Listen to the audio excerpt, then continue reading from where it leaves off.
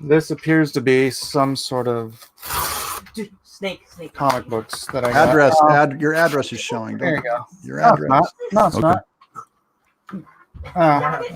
No, it's not. I'll just say no, it's not. No one wants to know where you live. Don't flatter yourself. No one wants to know where you live anyways.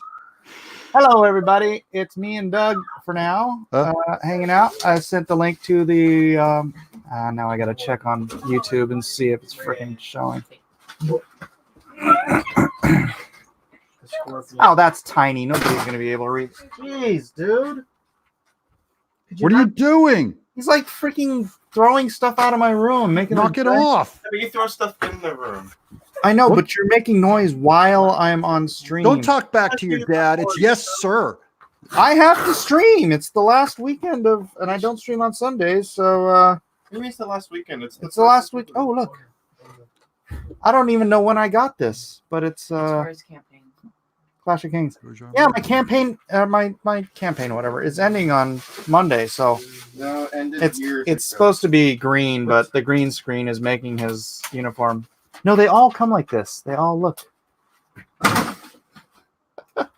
Cool. Clash of Kings. Yeah, it looks like a gold gloomy thing on there. It's green. That's something that irritated me about the show is like they got the armor wrong all the time. Working away? Yes, sir.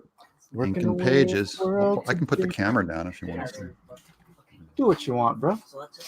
This is a Mongolian deathworm coming up under the carriage of a car. Ooh. He's coming. He has the little symbol. I have to draw the car in front of it, which is going to be a nightmare. And then we're under the car. So this is the panel before you see the little evil symbols before. I'm going to have to fix the autofocus. That's Poseidon. He's a god, so he's answering the prayer of the Mongolian deathworm, and he's calling it up from the ground. And then this is the car that he's stuck in.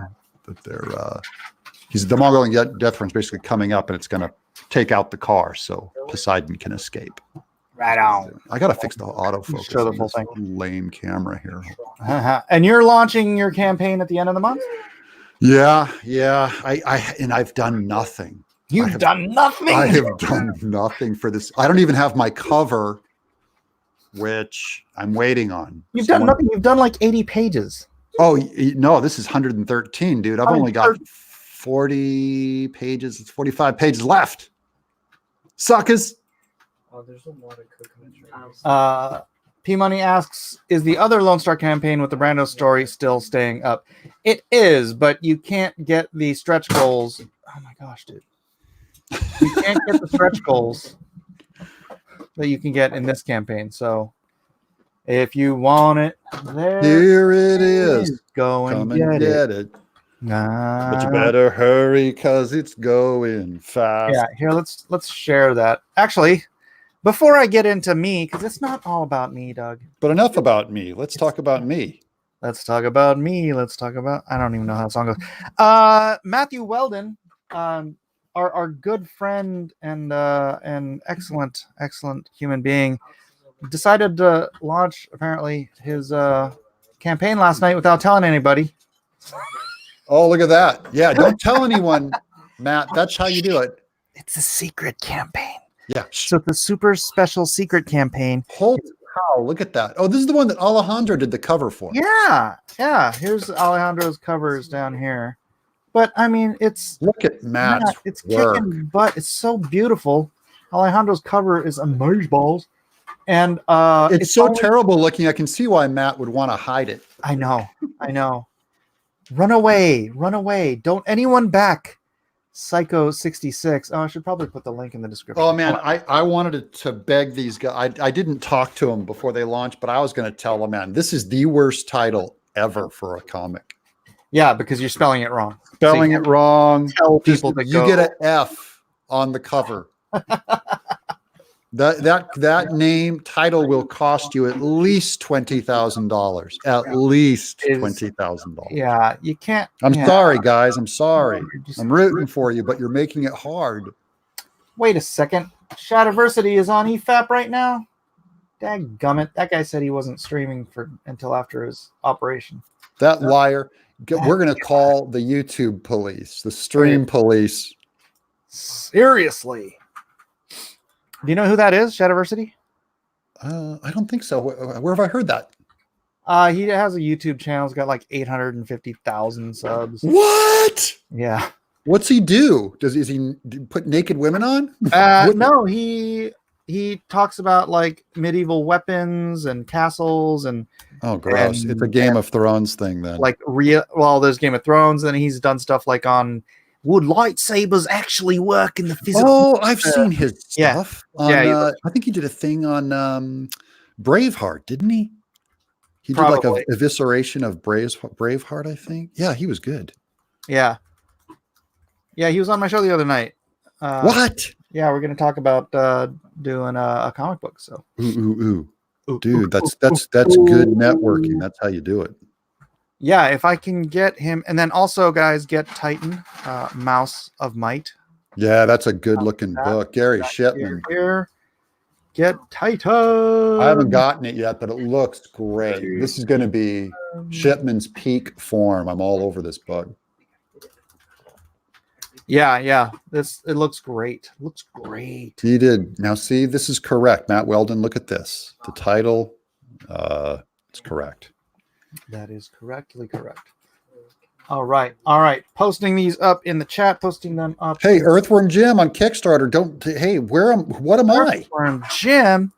Earthworm Jim. No one's going to buy it, so don't bother. But seriously, it is on Kickstarter. The cow. Oh, look, it's a notebook with influence code. And scroll down. And Alejandro Mirabal did a print. He's speaking since it's our Alejandro night. Yeah, Alejandro was in here earlier. Hold on, I need to do one thing at a time here. I'm trying to copy and paste all this stuff. Okay, don't video description, and you're just you don't. You don't even have to put that in. I was just kidding. I will. You have to mention it. You don't have to put the link. They can find Earthworm Jim on Kickstarter. There, it is now in the description. Thank you, sir. And in the chat, since I have it in my copy paste thing. Sweat. Gary Shipman says, cool, thank you, Mike. Because he spells the whole thing out, though. So going to Kickstarter, I know this is a nice little chunk of change. Yeah. But compared to your other campaign, do you feel like the whole Kickstarter Indiegogo divide is kind of over? What do you mean by that? Like, I mean, like a year ago, you'd have people that would only buy on Indiegogo. You'd have people that would only buy on Kickstarter, right? But don't you feel like you probably got most of your guys? I don't know what to do with the information. I'm still learning, kind of, because in a way, Kickstarter has the same problem as Indiegogo, is that no one knows this campaign is on Kickstarter. Look at that, beautiful Alejandro print. Yeah. No one knows this campaign's on Kickstarter, and no one would know my campaign was on Indiegogo unless social media, explodes on it. So on Indiegogo, it was big news. Right. Now that it's on Kickstarter, my circle of people have been hearing about Earthworm Jim, for 8 months. They're over it. Right. So, they all came over to Indiegogo. Yeah, but there's a bunch of people on Kickstarter that don't know about it. So I'm just waiting to see if they drive it to their front page. Right. Which, there's a lot of reasons. World famous character. Yeah. And they didn't just automatically put it on the front page for the. Well, I'll give them some excuses, and some of them I won't give them an excuse. Number one is they were doing the 100 campaign is their January focus, is the Make 100 campaign. What's that? It's where you make 100 of any small item and they put it out on Kickstarter. I had done it in 2017. I made $36,000 on watercolors. Oh. Called Make 100. Like you can make like 100 bookmarks or 100 stickers or 100 watercolors, and they really promote the Make 100 a lot. It makes a lot of money. It's good. Interesting. All right. So it's their way to counter the slow January. Which I think is a real brilliant marketing campaign. They know what they're doing over there. my green screen thing because these didn't guys do are it. shaking it and making the noise. And No. Yeah. With chicken very- bacon. very Yeah. easily It's annoyed. what's shaking, sir. All right. So, I'll show Um, you shaking. Okay. This is the air fryer. will Doug ever do an Indiegogo campaign? What? What are you talking about? Kiwi Comics, he just wrapped an Indiegogo campaign. I'm launching another one at the end of the month. I'm doing Earthworm, Bigfoot Bill 2, the last Monday of February. Yeah, and so this is actually this is the Kickstarter is for his leftover print run. Yeah. So did you have And a new Yeah, print they're and a limited. new awesome Alejandro print that no one has seen or have yet. Yes, yes. That's this. I got mushroom. Yeah, so I was thinking I don't know, I was kind of hoping the divide was over. I don't know. Target and Walmart. You know what the bottom line is, Mike? No one knows what's happening on the internet. Like you launch a campaign on Indiegogo. The reason, I don't know about you, but my number one reference on my campaign is Indiegogo. When you look at the referrals. Oh yeah. So Indiegogo is much kinder to projects, and because they don't have as many projects, Kickstarter has to spread the love around. So I don't know if they will love Earthworm Jim or me or what. I don't know what their agenda is over there, right? But I do know if Kickstarter doesn't put this thing on the front page, and if they did put it on the front page, it would just blow up because of their amount of backers. Yeah. So that's what I'm waiting to see is That's what I'm saying. Dude, if they did like a freaking Game of Thrones comic, they would put it on their front page just because it's. Yeah. So look, they've got another, 20 days or something to put it on the front page and and that's when I'll learn what the Kickstarter market is like, because I know no one knows this thing is on Kickstarter. No one. And it's not like I'm doing a lot of work either. Are you not giving Backer Kid any money to? No, I'm not. I haven't even talked to him. And this is the weird thing is I don't have time to properly service the campaign because I'm working on Bigfoot Bill 2. No. That I know. I did that with when I did put the Lonestar reprint campaign up. I just kind of stuck it up there. Yeah. I didn't promote it hardly at all. I mean, yeah. I've been in working mode this whole time. So, I got Lonestar. I got all the rest of Lonestar 2 done, and then I did an entire other comic book with Magnificent 7. Yeah, the Magnificent 7. Oh, that's good. How much of that did you see? I didn't see any of it. What? I don't see anything, bro. Stars and garters. All right, let me Stars and garters. oh, my stars and garters. Get it up there. Let me see. Let me find it. I'll go to Dropbox. Probably the easiest way. Magnificent. So see, we're friends and I don't even know what you're I know. You know what I mean? I know. It's I'm terrible. it's like I'm a terrible marketeer. but none of us know. And that's the big thing I want to, I say to other small campaigns. Whoa! Oh, look at that. I didn't even know he colored it. Hey, that's good. Hey, let me know when you start coloring it. And there he's already colored some. All right, I'm gonna have to drop. Dude, those 3D panels in the air. How'd you do that? What? What do you The mean? 3D panels in the air, just the look of the perspective in the 3D. How'd you do that? Did you eyeball that? Oh yeah, Dude, that's good. I think it. Good depth. Oh, nipples bad. You're so terrible. You suck. At least you raised the pipe. My gosh. Yeah, the pipe. The pipe had to move. That's great color work. Who did that? That is Teodoro Gonzalez, who, by the way, I wanted to use Teo because Teo has this great story. I'm posting the link. Somebody asked for Lonestar 2. Yeah. There it is. That's Charlton Bullseye comic. Look what I got. Charlton Comics Bullseye. Oh, no way. Look at that. Gold. Look at the gold on that. That's not gold. That's my It's your green screen thing. green screen. It looks Yeah. like gold. No, way back in the day, they were doing gold foil. Yeah, way back then. Wow, that's weird because that's actually yellow and it's reflecting green screen. I thought sorts would be greenish. I just kind of let him do whatever he wanted. I wanted him to be red though, so I might actually overlay some like just red tones over this whole screen, just to kind of give it a creepy, eerie red look Instead of blue. Oh yeah, so Tio escaped Venezuela. Wow. Yeah, so he escaped Venezuela. He's living in America now, Oh, good. and so I'm like, that's who I want coloring the Magnificent Seven. Someone who escaped. Yeah, So the escape. We approve of illegals. Yeah, we approve. No, he's not illegal. He got here. Oh, okay. He got here. He got here before the travel ban.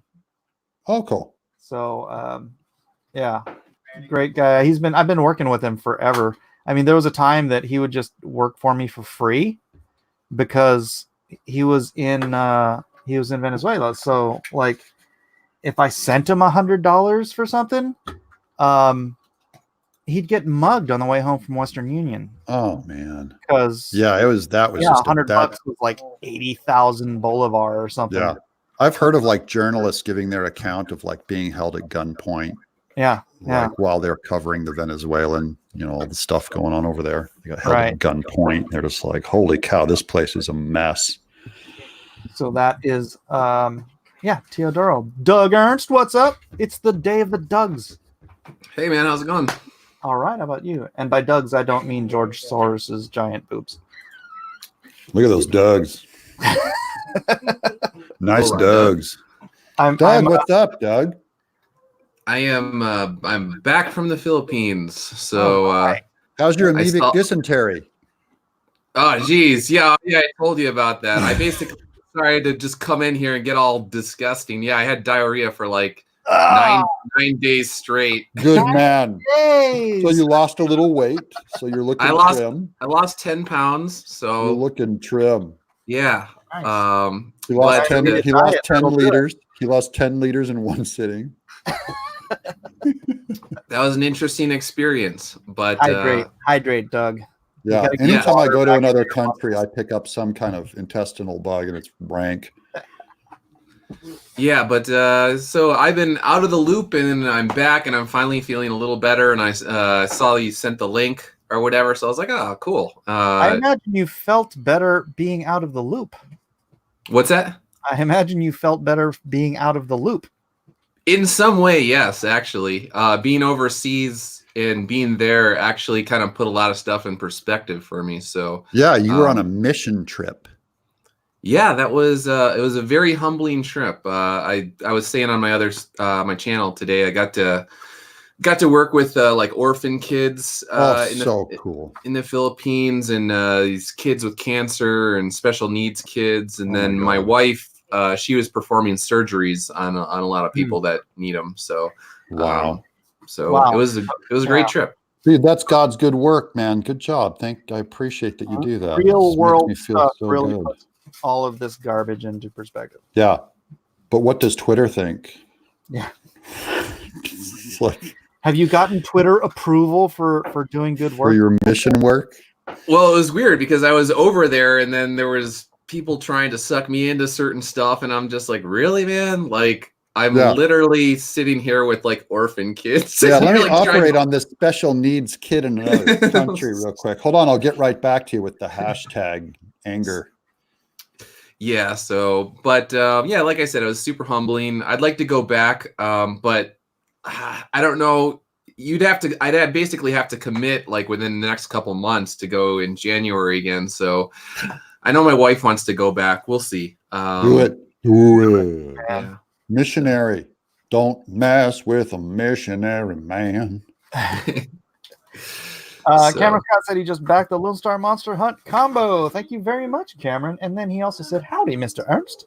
Oh, cool. Howdy, everybody. I'll have to bring up, I'm only in the StreamYard here, so I haven't been able to comment. So I'll bring up your main site. Right on, right on. Nutty Wolf says, "Hey, Doug times 2 and Mike. Hello, hello. Dragon hopes the surgeries were on people who needed them. I would, Instead of in China, the organ donor. or in Canada where they're like, oh, What's your wife's surgery? What does she do? She's an OBGYN. So, wow. yeah, the lady who runs the mission, she was like, my wife's famous line is like, this patient is not as advertised. So like they'll say like patient has XYZ going on with them, and then you open them up and there's this giant growth that's the size of a softball or something like that, and you're just like, okay, I wasn't expecting that there, or whatever. So but these people, like, they wait for months and months for stuff that, like, in the United States, if people had to wait like a week, they would go ballistic. And then, like, so afterward, you're saying they have socialized medicine? There's weird. You basically have to pay for like everything, but like nobody has any money, or like there are like government hospitals, but I don't know how exactly how all of it works, but like every single thing you have to pay for, but they're like so poor that most of them just like don't. They just eat it. Yeah. And they let things go for like insane amounts of time. And but when you're done with it, like stuff that we would be in the hospital for like 3 weeks afterwards, they're just like, well, see you later. And then they like just like will walk out with their dad or something. Wow. You're like, whoa. Yeah. Their pain tolerance is quite high. High, yep. So they're not soft like we. Brings up the PPAP. No, the PPAP's gone. The PPAP's gone. That's what we were calling the when this tube was down in his groinal region. It was the PPAP machine. Oh yeah. No, it's not. That was gross. Anyways. I like when the beloved Mr. Naple, I said, "Would you buy this?" Absolutely not. That did it. Mike was instantly convinced. My wife, Mr. Naples editor. My wife was Mike. Yeah, Mike. No, we don't. You know, my third grader just sometimes comes out and wants to do really stupid, disgusting stuff. So yeah, whatever. So yeah, Doug, you've been gone the whole time I've been working on this book. This is the Magnificent Seven. This is nice, little George Soros action. Yeah, that was Soros very upset that Donald Trump is being re-inaugurated, and then here we have the eye of the Sorosian taking control over all of the leftists in the crowd, and they all turn into Meltdown. I love it. Meltdown tries to kill Donald Trump and take over. And then, this will be just in time for the election. No, this will be out. I mean, I'll probably start the Indiegogo next month or two. Probably next month. But when does the book get printed? When will it deliver? Oh, dude, it's going to be done. Penciled, inked, colored, lettered, and pre-printed for like press copies. Yeah. I'll send you a copy, Doug. Oh, cool. So that I can promote it while the Indiegogo is live. Okay. So like, Quarter Black Garrett's gonna. He said, yeah, I could like have it open like, and then cut to myself while I'm reading it on the Crowder Show. Yeah. Sweet. What you reading, Quarter Black Garrett? Oh, yeah. Just the Magnificent Seven. Oh yeah. Speaking of Quarter Black Garrett, he's actually in here. So here's El Rushbo. So what happens is Dean Cain calls in the Magnificent Seven, which is Rush Limbaugh, Steven Crowder, Laura Ingraham, Ben Shapiro. Oh shoot! I gotta change this panel. I took Sean Hannity out. Forgot. Why did you take Sean out? Because I wanted to put Tucker Carlson in. Oh, there you go. You wanted someone who knew about your character who's under 65 years old. Oh. And then Michael Savage is over 65. Whatever. Okay. There's El Rushbo, and then there it is. Quarter black quarterback. So quarterback. Quarter black quarterback. Garrett actually messaged me. He's like, "Hey dude, can I get a commission to that guy?" Yeah. And so Crowder becomes Strange Animal. Laura Ingraham becomes the Ingra Hammer. Yeah. Ben Shapiro becomes Shap Hero. who's Chap. he can run as fast as his mouth can talk. So he's super speedy. Very good. Then there's the aforementioned Tucker Carlson, who becomes Deadhead. Deadhead. He has the stare of incredulity. He should have spittle in the side of his mouth all the time. He's flaming. He's a flaming spittle. Oh, okay. I don't know about that. And then there's Michael Savage becomes Dr. Savage.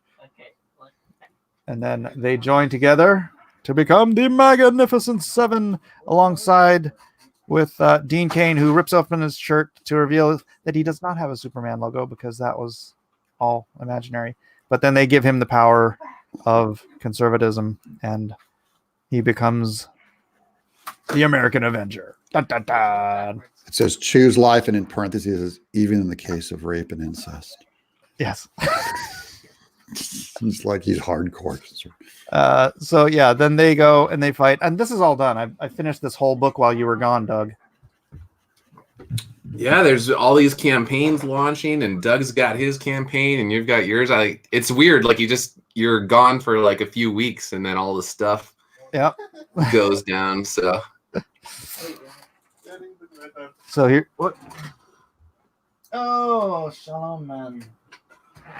We found Shalom Man, the Jewish superhero. Oh, cool. He's got a tablet. He's got the tablets. Yep.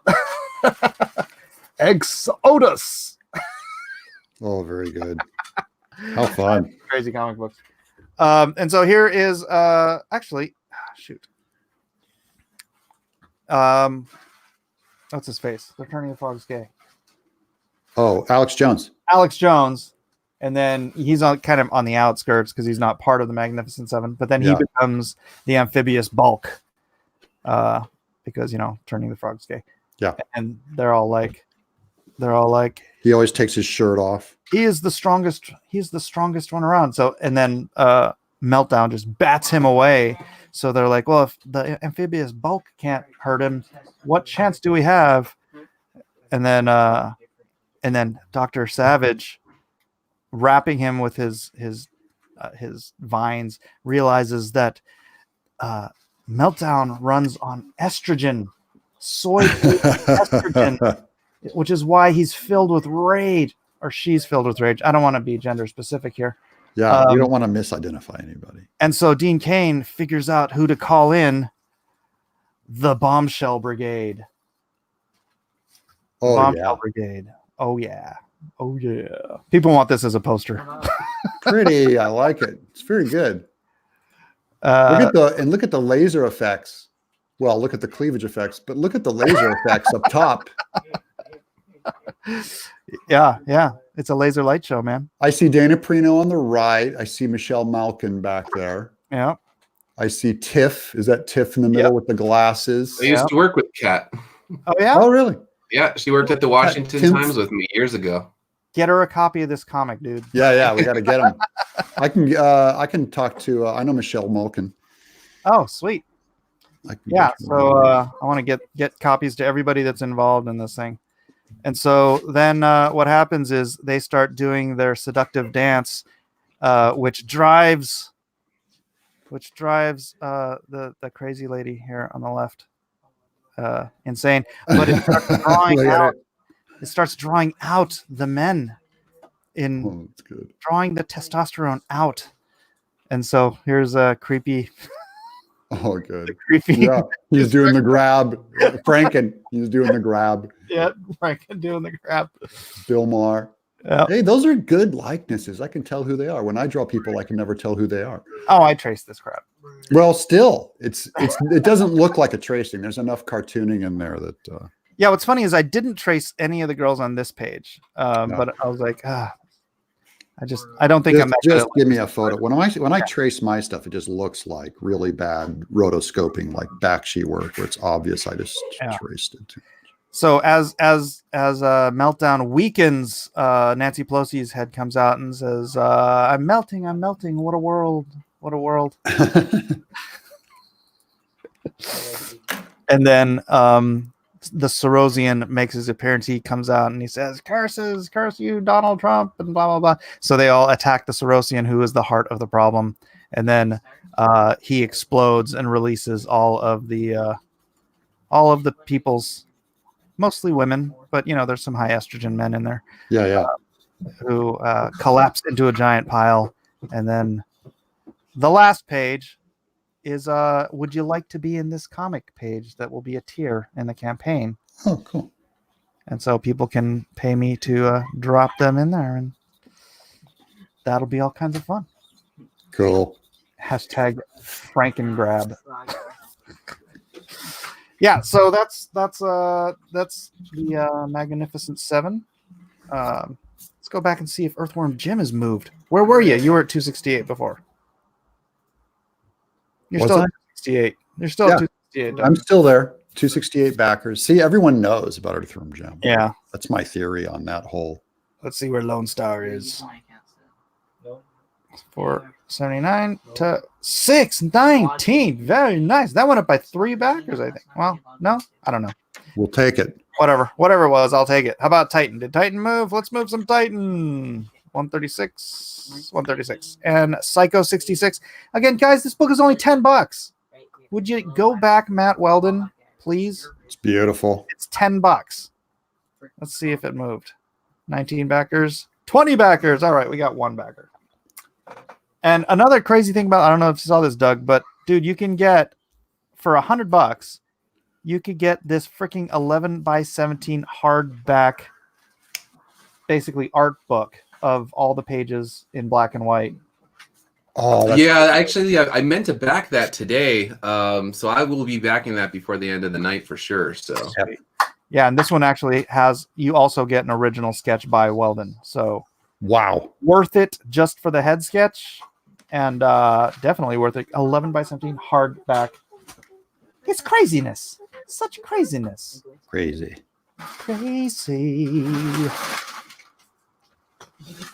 Sorry about the noise. My son is Moving. moving. It's tipping boxes. Fuzzy Creature says, nice bikini for what's likely to be a 40-degree and drizzle on January day. Well, they're so hot that the hotness keeps them from getting cold. They're just in San Diego. Yeah, I was just complaining about that it's warm in here. Oh, you poor thing. And Doug was crying that it was cold there. It's freezing. I'm in Tennessee. Freezing. Honestly, could you at least try? The top guys. Can you try for me for Dad? Try just for Respect. So yeah, I'm doing this because Lone Star is closing on Monday. Lone Star 1, 2, and Monster Hunt crossover event closing Monday. So you're going to print finally? Pretty soon. The colors are coming in. The letters are at the letterer, and my letterer does all my design work for me, so he should deliver the whole thing at the same time. So pretty much almost right there. So I'm like, it's just time. It's been open a long time. It has been open a long time. Since when did we launch? May? June? No, we launched in April last year. April, May, June. But that's smart. Right up to print deadline, is when you want to leave it open. Yeah. Yep. And now you can get Lone Star 1 there too, the second printing. So, which also has the Matthew Weldon backup story. You want to see that? Sure. I don't know if I should. Let's talk about you guys. I don't want to talk about me. I'm just drawing. This is my. I'm just the writer guy that came to enjoy some artists for. He's just writing. Oh, fine, man. All right. Let me. I don't want to do every page of it though. That's kind of my problem. Files. My files. Ugh, I don't know how to get to it. Hold on. Let me remove the screen real quick. Okay. So, Doug, what are you working on now? I'm working on the script for the next Soul Finder, which actually, speaking of Matt Weldon, I got to get that to him in early March. I talked to him the other day and I was like, hey, man, I've been really sick. So I'm sorry I haven't been writing the past couple of weeks, but I should be able to get you the first draft in early March for the next one. So he's drawing a book for you too. Yeah, he's doing the next Soul Finder. I wonder how much work Matt can take on before his arm just falls off. Hey, he's fast. He's doing the book for Quinn too, Tadia, and well, at some point he's supposed to be doing a book for me, but and a book for Martina, I think, right? And the book for Martina. It's like the hardest working man. He'll do a book for anybody but himself. Right. Right. One of these days he's going to figure it out. Yeah, I basically told him, I was like, I really only care about getting it out sometime before 2020 is up. So whatever his schedule is, as long as he could work it so sometime before the end of the year, I could get it out, then that's all I really care about. So yeah. Hey, guys, got to work. Yeah, and people that got Soul Finder, they'll be like, at the end of the day, I look at it like they'll just be like, okay, well, Doug came out with the first one in 29. As long as I do one per year. One a year, yeah. With my work schedule, then I think they'll be okay with that. Obviously, if I ever quit, then I would up that. But with my job at the newspaper, there's no way I could really do more than one a year. What's your schedule like at the paper? What do they expect from you on that? What's your job like there? You have to write? I kind of wear multiple hats. So I worked it so I could basically write whatever the heck that I want. And they really just care about, from me personally, as long as I bring traffic in.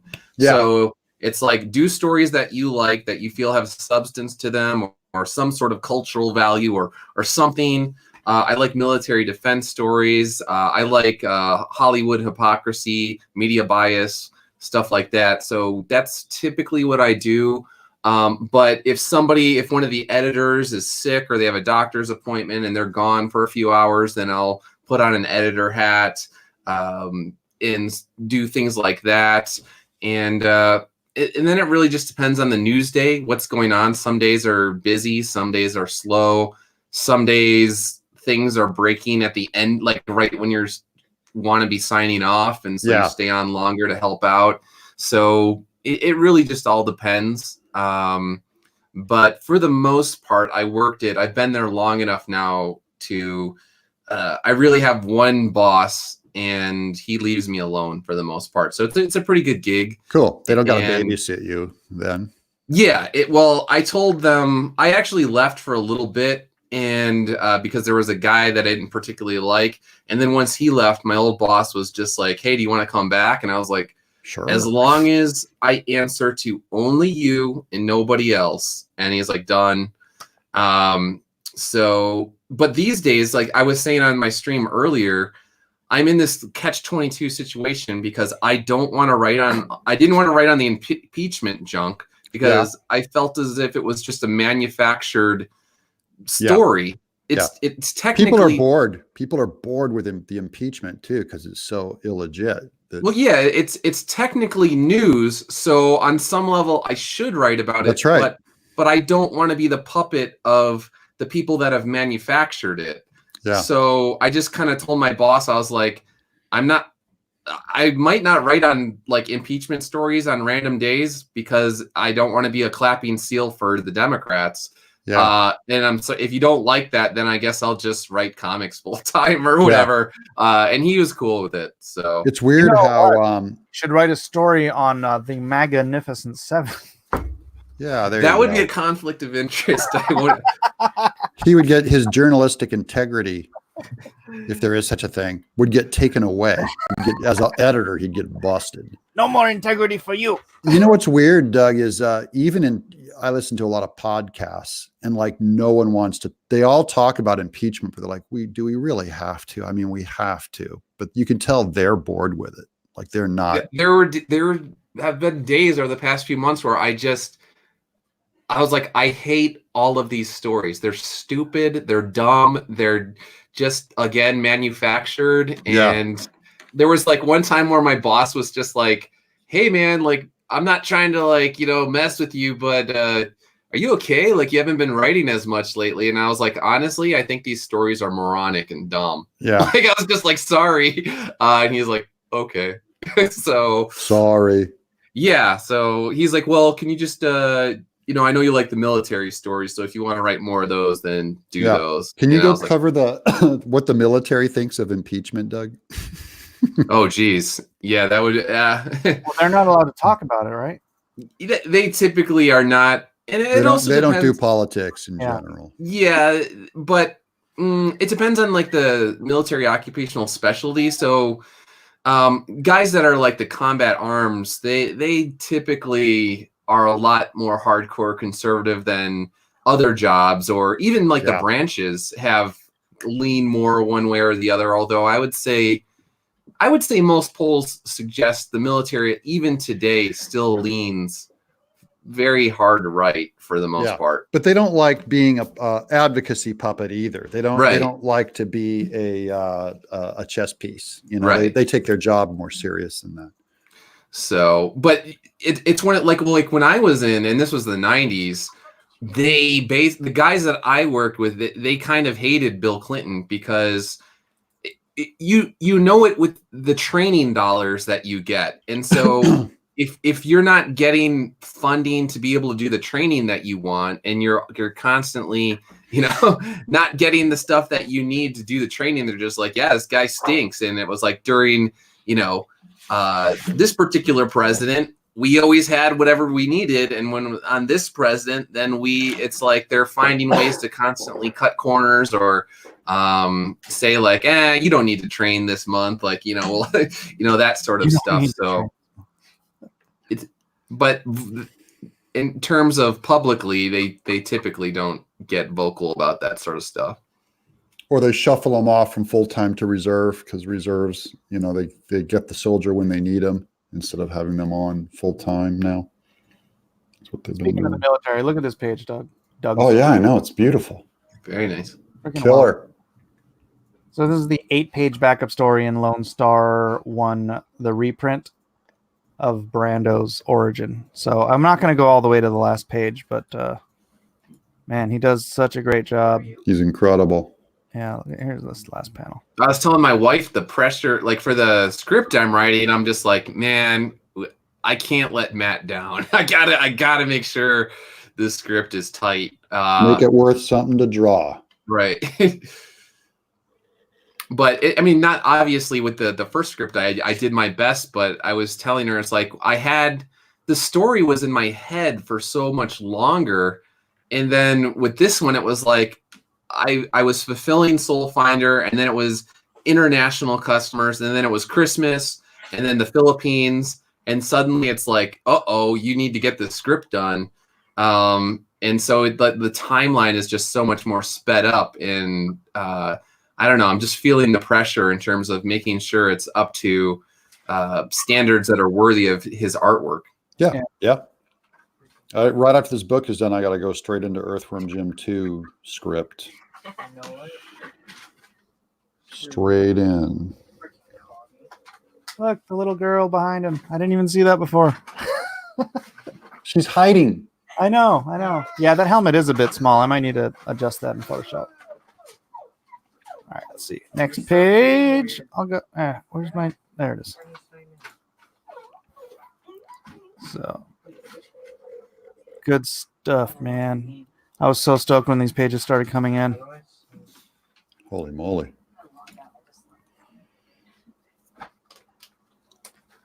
Matthew Weldon, dude. I don't know how he's not just like one of the biggest names in comics. He will be. I mean, as soon as he does his own thing, he will be. Yeah. Your Lone Star link goes to the command center rather than to Lone Star. Of course it does. Hold on. Apparently I have to fix something. Oh, your show link? My Lone Star issue link does it. Lone Star now. Oh, it's going to command center. Okay, view campaign. Projects. All right, there we go. Play, One more thing to fix. download. I take the top Copy video details. Thank you for letting me know. Save. All right. Someone clicked on it. That should fix it. There we go. Pasting it in the chat as well. In the chat. Yeah, so I love this scene because it's like, you know, he doesn't speak Vietnamese. So it's like he's got to try to communicate with this woman. And what's the first thing you do? Offer him a cigarette. I have people smoking in my comics. Isn't that Good normal? man. Good man. That means those people are happy. And you can trust them if they're smoking. So he's just kind of trying to signal, you know, information and using very small words. There you go. See, cigarettes, the universal language. Yeah. My friends are coming over for Super Bowl tomorrow. They're bringing, we have all the food, so they're bringing cigarettes. So I will absolutely destroy my voice tomorrow night. Excellent. Gone. Who are you rooting for, guys, tomorrow? I don't even know who's playing, man. Chiefs and Niners. Niners. I'm doing Chiefs, Doug. I'm going with the Chiefs. I grew up loving the Chiefs with when Marcus Allen went from the Raiders to the Chiefs. So that was like the era that I really loved them. And then Joe Montana he went from the 49ers over to the Chiefs. And so there was a good couple years there where I just loved the Chiefs. Yeah, and you can't root for San Francisco, Mike. Come on. That's another reason as well. That's a Soros. You're being Soros. But we're from the Bay Area, Doug. You're defying your own comic. We're from the Bay Area. Yeah, so you know better. You advocate for pooping on the streets. The only football game I've ever been to was 49ers. Yeah, with Cap, and you were cheering for Kaepernick. I remember that. Was Steve Young the quarterback? Do you know, or was it Joe Montana? It was Steve Young. Oh, very cool. And, it was what's his face? Who did the all-time like receiving? Jerry Rice. Yeah, I was there. The game that he tied the record. Wow. So he broke the record the next game. That was the one. Those were the days. Game I've been to. The legend days. Jerry Rice was he was fun to watch. Dude, you want to see something freaking funny? So in the script, I have this guy. They're like trying to get around quietly, and they bump into this Chinese soldier pissing against a wall. Oh, right. But the next page, all right. I edited this because this was like, it just looked like he was holding a sausage because he didn't detail the gun. Oh yeah. And so it looked like from one page to the other, it looked like he got his ding shot off. Stuff. So I had to kind of redraw that gun at a different angle, so it made a little more sense there. What was funny was that because the sausage part, you could still see kind of the part of it. It looked like this liquid splatter was coming out of the tip of the sausage part. Yeah, Matt. No. And I'm like, Matt, what are you doing? Trust what is this degeneracy? Look at the hatching on the back of that helmet. That is I know. And he does this with a ballpoint pen. Yeah. This guy. Yeah. That almost reminds me of the strap coming off. Mm-hmm. Reminds me of who's the guy that used to do heavy metal? Which one? He did he did not Mobius. He'd always do the real buxom women. That's all of heavy metal, though. He did some Hellboy recently. I'm trying to think of who he is. Is it like real rounded? Yeah, but real old and real detailed.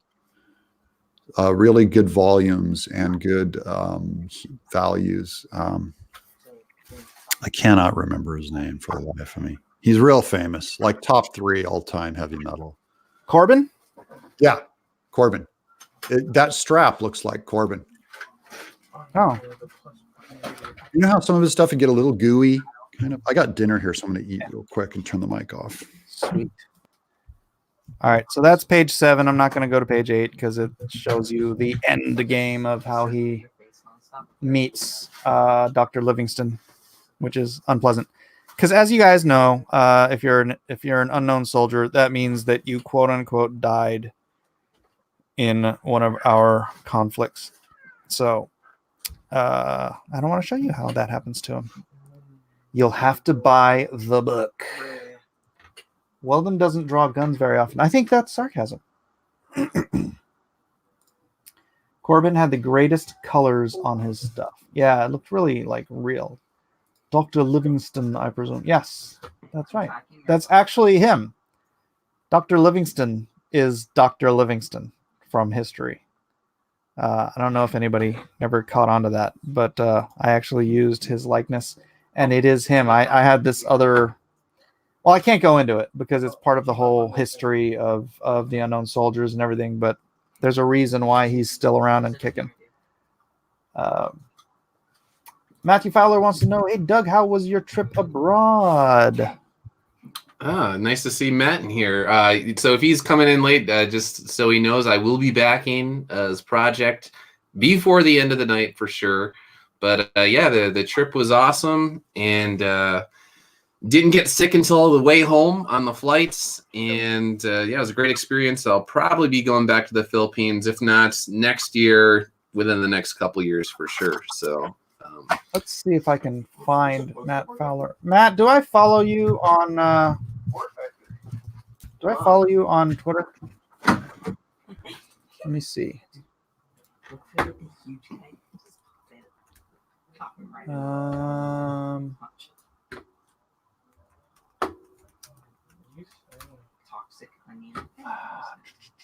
There's like 10 Matt Fowlers. Matt, what's your Twitter handle, dude? I'll send you an invite so you can come in here and explain to us why you didn't tell anybody you were launching your game.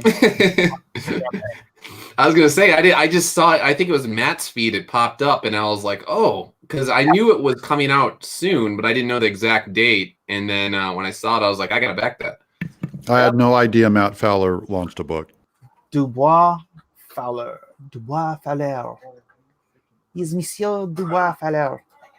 There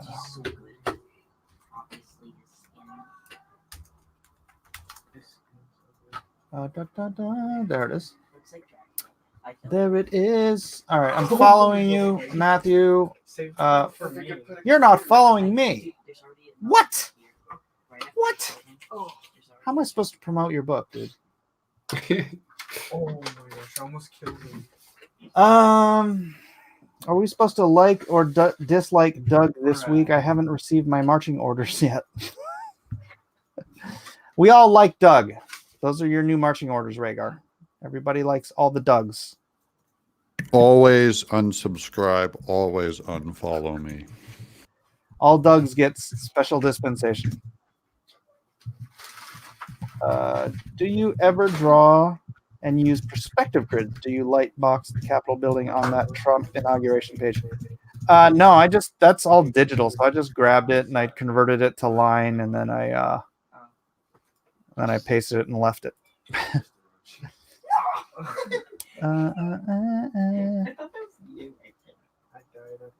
Let me see.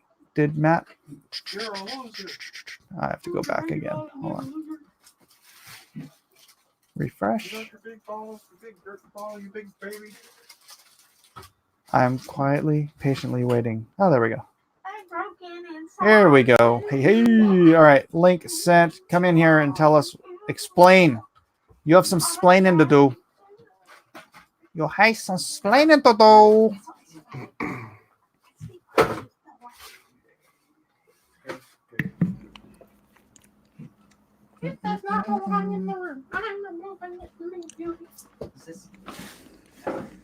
Oh, that's cool. Chuck Dixon's got a new Indiegogo up. I don't know. Should I show this too? What the hell?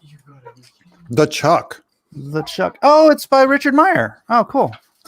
So Richard Meyer, Chuck Dixon. Oh, that was his secret campaign that he was talking about. Oh, story by Sylvester Stallone and Chuck Dixon. There you go. This is hilarious because someone posted this to me. Some person, and he says, Mike, go on telling us about your brilliant business strategy. Okay, yeah, I'll go get Sylvester Stallone to work with me, and that'll yeah, come on. there's a certain reality to Hey, it's my story. Hey. But yeah, Chuck Dixon wrote it. Chuck Dixon, always awesome. And look at this art. Is that by Aaron? It's probably by Matt Weldon. Meyer Dixon, but who drew it? It looks like Aaron Alfecci. Wait, I don't like this. It looks great. So is Richard just the editor, or Yeah, it's Aaron Alfecci. Oh, wait, I don't. I assume it was Richard's idea, and then he probably just gave it to Chuck. And I don't know. Actually, now I don't have a clue. Let's read it and find out. Story by Sylvester Stallone and Chuck Dixon. Art by Graham Nolan. That's Aaron Alfecci. How's that art by Graham Nolan? The creators of Rocky and Bane tell an amazing tale. The creators of Rocky and Bullwinkle. Aaron's name is at the top. Yeah, I was looking on the right. Usually the artist's name is on the right, so I thought I just looked to the right. But yeah.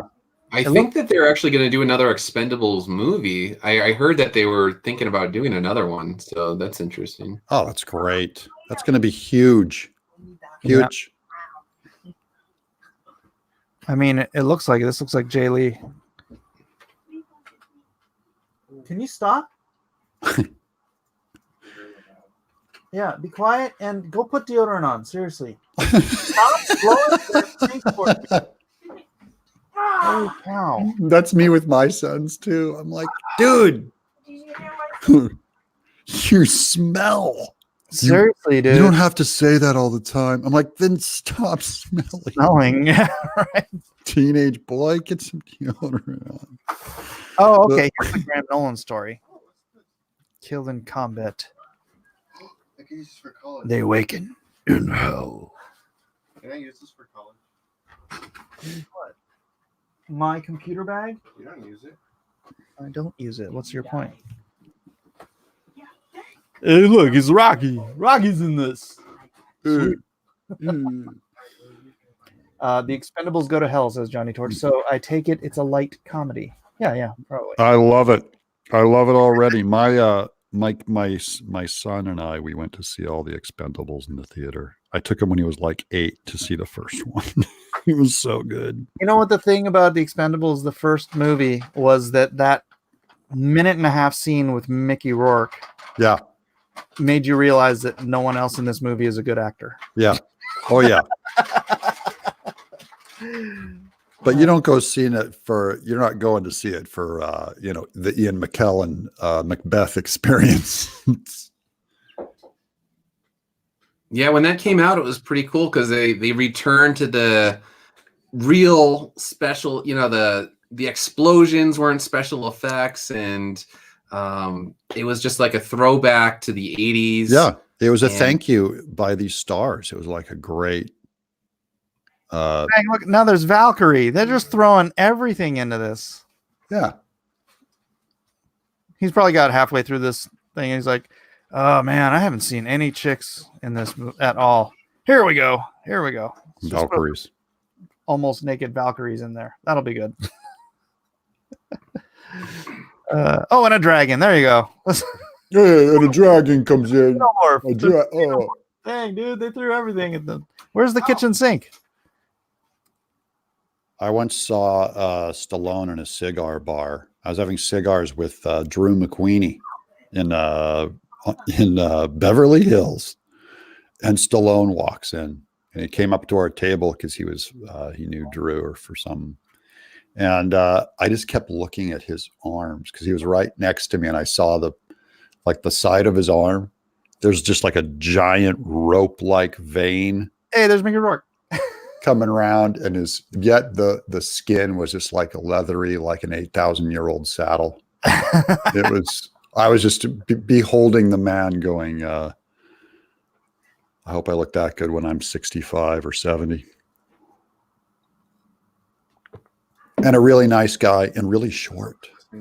I was gonna say he's a pretty short dude. Pretty short. He was surprisingly short. Of course, everyone's short to me, but he was like really short. I want to say he's like 5'7" or something like. Yeah, he just doesn't look all huge like he does. I'm 5'7". Get off. Oh, sorry, Stallone. And you have a huge rope-like vein all down your giant buff arms. I do. I just hide it under a layer of fat to keep it warm. Yeah. And he got a Jason Johnson cover. That's cool. I like Jason. Yeah. He's an old Wildstorm friend. There he is. Matthew Fowler, explain yourself. Hey, how's it going? Hang on, am I echoing? No, you just sound like you're in a cave. I am in a cave. Why are you in a cave? You sound like you're in a cave?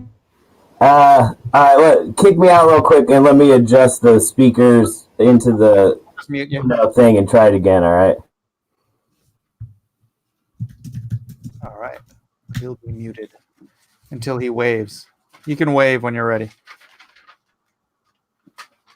All right. Edwin says, Mike occasionally has a giant vein running down his forehead when his kids have him close to stroking out.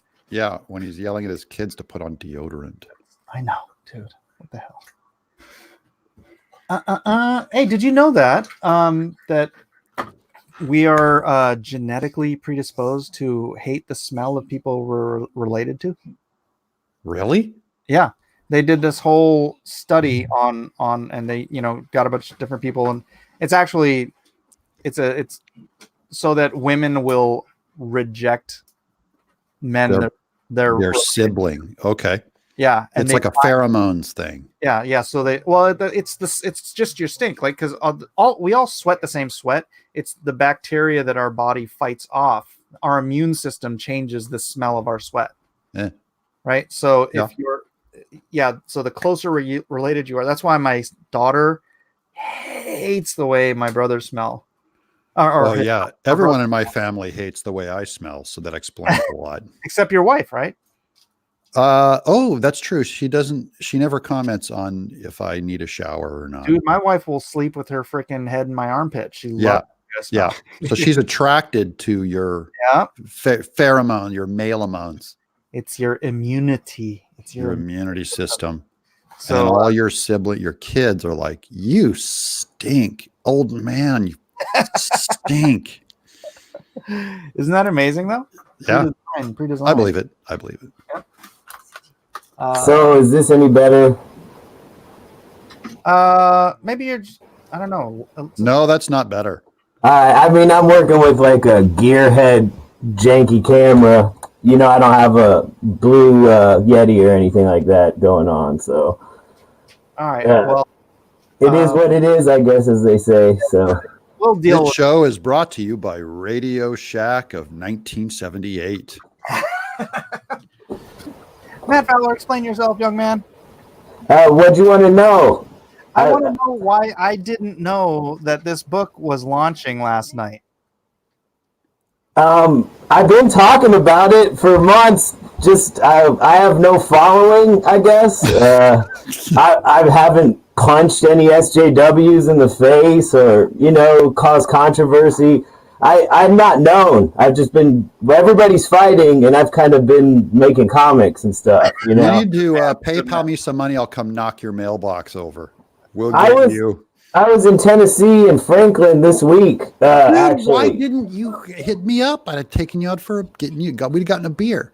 My grandfather was in hospice, so I had to do the whole quick trip down there and do the visits and stuff and then get right back. But I was staying in Franklin. I was like, I wonder how close I am to Doug and Antonio. Antonio's in Murfreesboro, so he's the next. He's about 45 minutes, I think. 45 minutes south. Yeah, no, even less than that. 20 minutes, 30 minutes south. All right. Well, Matt, how come you didn't get Matt Weldon to say something to someone about this coming out before? Matt's too busy drawing. Yeah, I was gonna say Matt had to do 8 pages real fast in an emergency for some guy. I'm not sure who it was. Something about the Korean War or something. Yeah. Well, Something about the Korean War. so he could have shot me an email or a text or a tweet, anything to let me know, because we were on all last night while this thing was live, and I had no idea. I had 150, 160 people there I could have been pitching it at.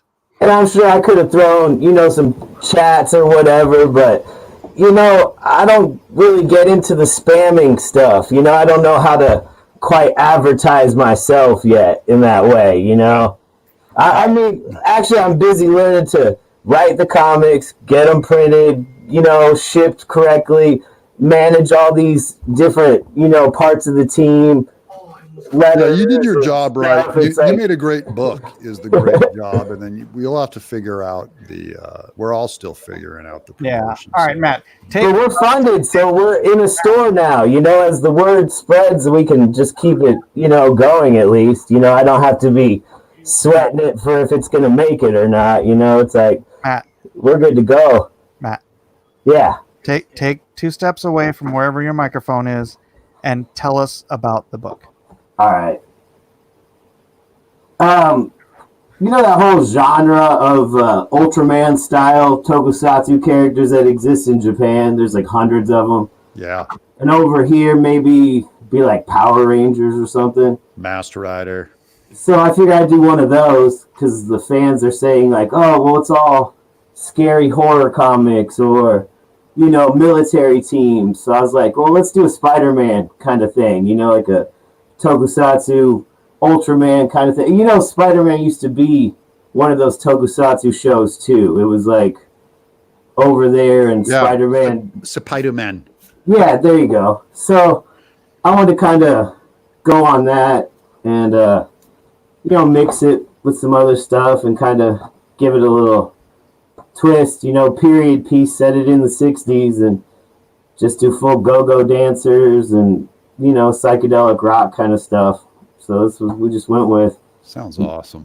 Matt's been really studying like what amps and guitars were actually around then and used and, architecture and, the way the trains and the pieces of the city look. And I mean, he's putting crazy amounts of detail in this one. So I'm just super excited to get the opportunity to work with such a rare talent, He's amazing. Dude, amazing that he's not on Catwoman or whatever Batgirl would have, or even putting him on like a Daredevil book or something. It's like, It's a shame that no one's, hiring him or whatever. I don't know. I just count myself as blessed. Not waste him on Marvel and DC. I want to see him do an indie. Well, he's doing 5 indies. I think he's got Doug's book. He's doing Doug's this year. The Soul Finder 2. He's fixing Martina's book and saving that one. The Alchemy lady, the Doctor Strange girl. What's her name? Martina. Lady Alchemy. Alchemy. Yeah, he's the new artist on that. He's finished the one he's doing with me. If this succeeds, we'll do 2 more books, but he's had that done. And, I mean, the guy puts in work, doing covers for Sweetcast and pinups for Monster MD. And I was lucky enough to get the Earthworm Jim trading cards. Yeah, the Earthworm Jim cards. He's amazing. Yeah, he's killing it. I bought a Mononoke he did on Drawn and Quartered last week, and we're going to hang that in the front room. I mean, he reminds me of Alphonse Mucha. I don't know if you've ever heard of it. Yeah, I know Mucha's work. Old advertisement. Yeah. Mucha, whatever. He looks like modern day Mucha as far as, I'm concerned. Yeah, Art Nouveau stuff. Oh, and that's Alejandro's stuff on the screen. You got the cover from him. Alejandro, I figured Sea Monsters, who's better at knocking one of those out. And I said, take a crack at the kaiju. He's got a little bit of an eel look to it, the way Alejandro drew it, but still, it's just for the Indiegogo variant, but I'm pleased with everything he's done, too. He's amazing. The variant? So who, are you publishing this in stores?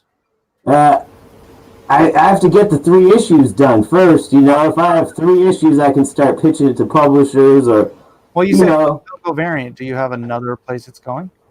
no, but if I go and print it, you know, say hypothetical, if I pitch Peter or something, you know, and want to do it like Sweetcast did, you know, through Alterna or something. All right. Once right, I have a few issues, I would never use the Alejandro cover again. Matt, where's your microphone exactly? It's in the corner of my desk, and it's just a built-in webcam. Oh, It's not a real microphone. Ugh. And I'm standing like 10 feet across the room. saying the more. I don't know what that Can means. you maybe move it closer or I'm something? gonna see if there's a volume. Get right up into it and yell. I'm just kidding. No. I don't know how to fix it. Maybe someone in the chat. Jeb Bush is a big fat mess. Bianca says Let's drop the see. input volume of the mic. Or Yeah, let me get into these setting bars here and see if there's like an equalizer or something. yeah, I was gonna say Bianca films his iPad, so I don't know if he's the most technically savvy person to be giving us advice. I don't think I've ever been on any streams before anyway. I think I did an interview once for the story I have coming up in that CG Jumpstart magazine. I've got a story with Rob Willis, did the art for me on that. And I think I went on one stream for that, but I was when using people the hear same your microphone. when people hear your audio quality, they're going to be dying to get you on. This is going to be. It's got I wouldn't be, you know, living up to the standards if I didn't boom on my first stream appearance, though. So that is absolutely true. Oh, I feel no! like you've blown my life speakers. He kicked himself. It works with the 1960s sort of throwback, whatever. It's true. It sounds like a Marshall stack blown speaker.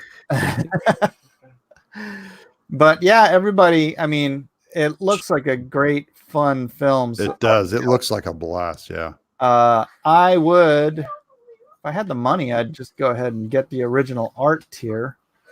3 out of 24 claimed. But the head sketch and full-size gallery book Is good. $100.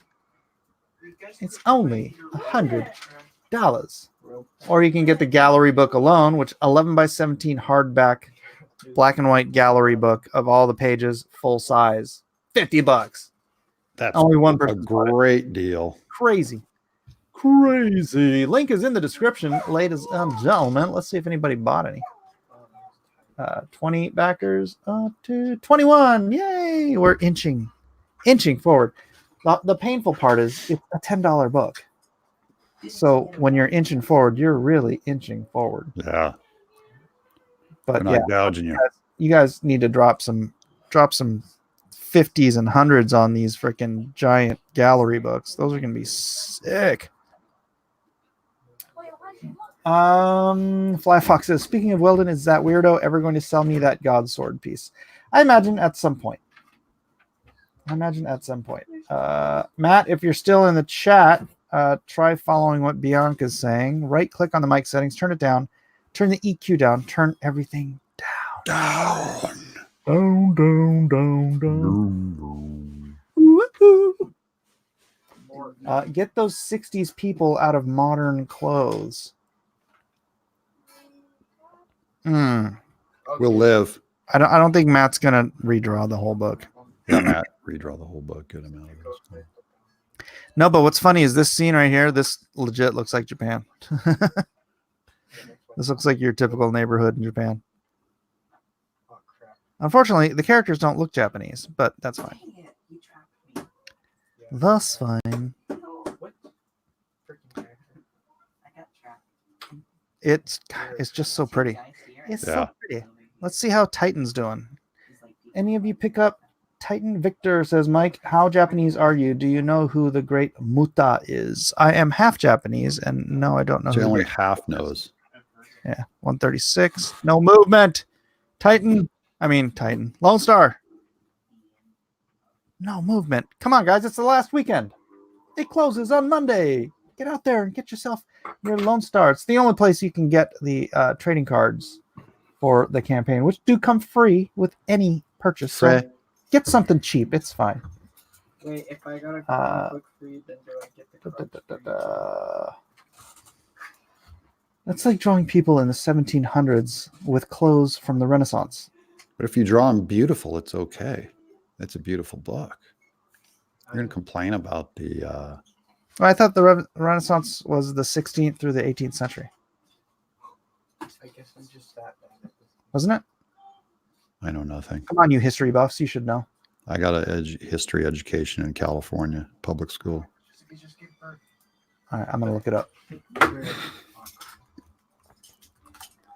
Renaissance. A little dead air while my pre-search searches for the Renaissance. Covering the 15th and 16th centuries, which literally means the 1700s. That's right. So that complaint, It's fake news. it's fake news. Fake news. Fake news. Quinn's idea says 13 to 1600. Quinn, you want to get in here?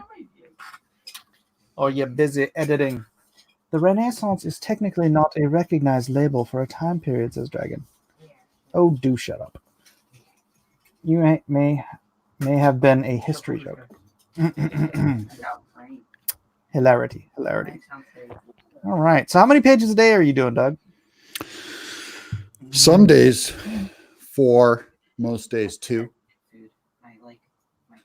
Some days 4, most days 2. But you did all the penciling first? I did. I got. Here's all the. These are all the. Let me get over here. These are all the penciled pages. So the whole book is penciled? Yeah. Wow. Yep. And some are like loose layout. You know, they're not great. I mean, look at these. These are not tight pencils. If you look at this, I mean, they're just like. And sometimes I'll have to do a little more repenciling right before I ink it to make sure I get. You know, I'm just looking for proportions and good acting, really. And then let the ink take care of the rest. It's speed. It's very fast. It's a very fast style. It's very kinetic, you know, so I try and keep stuff moving. Sometimes I do get bogged down in details and the art never looks better, just in my case, because it's more detailed. So I enjoy like all the parts of the process, so I don't think I'd want to just sit there and it's like I want to finish a page. Like I start a page, pencil it, I want to see it all the way through. So I agree. I generally agree with that. In this case, I was the story was so complicated, it was like getting away from me. And I would be on a page and just not know exactly where I was. So I just thought I'm going to go ahead and kind of do a loose pencil of the whole thing, almost like a layout pass, and go from there. So, but yeah, usually I'm doing a page at a time. I'll pencil it and ink it because I want to, while my head's in what I'm trying to think about for the inks, I want to make sure I ink it while it's fresh. And while I have reference up on the screen, a lot of this takes place in LA, you know. You don't want to go looking for reference when you're inking it a month later. Right. That's true. It's true. What was I gonna say? It's like almost hard to think in here because there's so many things going on behind me. Doug had to go get some dinner, so he had to bow out, Mike Stewart. But he was too polite to interrupt Doug. Oh, I think so. He's allowed to be as rude as me. Man. Hey, my kids, our family got your kids' game, and I didn't play it. My kids played it a bunch and really enjoyed it. Yeah? Yeah. Sweet. Yeah, it was a beautiful, good box, good production. They said it was fun. So, right on. good. How many times they play it? All night long? From what I saw, it looked like about 3 games. Oh, yeah? Yeah. That's a good amount. Yeah, that's a fair amount. Which is pretty good because they're allowed to play that, and they're allowed to play video games like Call of Duty or something, and they chose to sit down and play it. I didn't tell anybody to play it, so they did it on their own. So read the directions, figured it out. set up the pieces, and went. Awesome. I'm actually thinking about doing a card game. I designed a card game. Actually, I designed a game, but it was a card and board game. Yeah. I didn't like it. And I then didn't like it. Thanks. I didn't like it, sir. and it's kind of gone over several iterations. And this latest thing is I just kind of took the cards and did a sort of a game of its own. And I like it. Not everybody seems to like it, but what the hell? It was funny because I was talking to Elijah about it. And he's like, I don't like the gameplay. And I'm like, what's wrong with the gameplay? And I was like, the first half is like gin rummy, and then it turns into war. Yeah. Right. And he's like, I don't like gin rummy. They both get really repetitive. It's gin rummy. Exactly. It gets really repetitive. It's famous. I know. You collect the books. Well, I love Monopoly Jim. is famous too, but it's also known in the board game community as being extremely simplistic and you don't have that much choice in what you do. Green. Hey, exploding cats is just old maid. Yeah, that's right. No. That's right. And so they made 8 million billion. what I was thinking is doing this as sort of a. So what it is each character gets, or each player gets a character card, and then the character card. So it's kind of like Gin Rummy, except for rather than having a suit that you're trying to collect, you have a character, and that character has different weapons or items. Yeah, that's just like a rock, paper, scissors thing. Yeah, well, no, because Weakness and strength. when you're doing the Gin Rummy part, it's like nobody knows what your character is, so you're trying to collect the cards that are valuable to your character, right? And then when you think you have a deck that's strong enough to win, then you start the challenge round and you start challenging people, and then it becomes sort of like war, but your character will have like, a +6 value with certain weapons. And then like you can have certain. That sounds great. Yeah, it's fun. And Elijah's like, I don't like Gin Rummy. Screw that kid. What about why don't you do a Lone Star? Use that game to do a Lone Star game. Well, here's what I was thinking: is doing it sort of like a Lone Star, maybe a Blacklist Universe game. Yeah, but then also inviting different creators to create their. So everyone would have to do a set, which is 13 cards. It'd be like their character card, and then 12 weapons or items cards that would be of values from 12 to 1. dude, I'd do a Bigfoot bill. I'd throw a Bigfoot bill in there. Yeah. Yeah. Right on. Yeah, so I think it'll be a Blacklist Universe game because I've got a bunch of characters, and then I can do that and invite people to join in. So that'd be rad. I know Eric Mienotowski said he'd do Divine Right. I thought he meant Divine from Hairspray. Reed Troutman says, will you guys have your boy on your channel to promote his book? I absolutely would have Richard on, but I don't know if he'd come on. I got nothing against Richard. Yes, you do. Make a Lone Star campaign for an RPG. Down the road, because the full version of this game is called. I originally called it Pangea. It's fun. The kids like it. But you need to make little characters, and then that's fun. You'd have to have like a board so that it has different environments and blah blah blah blah. It's a lot more complex, and I think the card game, a pack of cards is easy. Yeah, that's what I'm saying. You should throw that in somewhere. You should do just an easy campaign of it with characters you already own. You could put that thing together. Get Sharon the game Marvel out. says it sounds great. Sweet, I've got one buyer already. Fuzzy Creature says this is going to be so niche. Well, yeah. But the gameplay itself is what I can copyright. So if I call the gameplay Pangea, right, and then I could port it over to Lord of the Rings or Marvel or whatever. I could license the Wayans Brothers movies. The what? Wayans Brothers. Who's the Lyons Brothers? Wayans. Oh, Wyan. Like White Chicks. Yeah. Major Payne. You could do. That'd be a huge license. Yeah. Warhammer. Warcraft. Yeah, you could Warcraft. do it. You could reskin it with anything, but it's the gameplay itself that's fun. Yeah.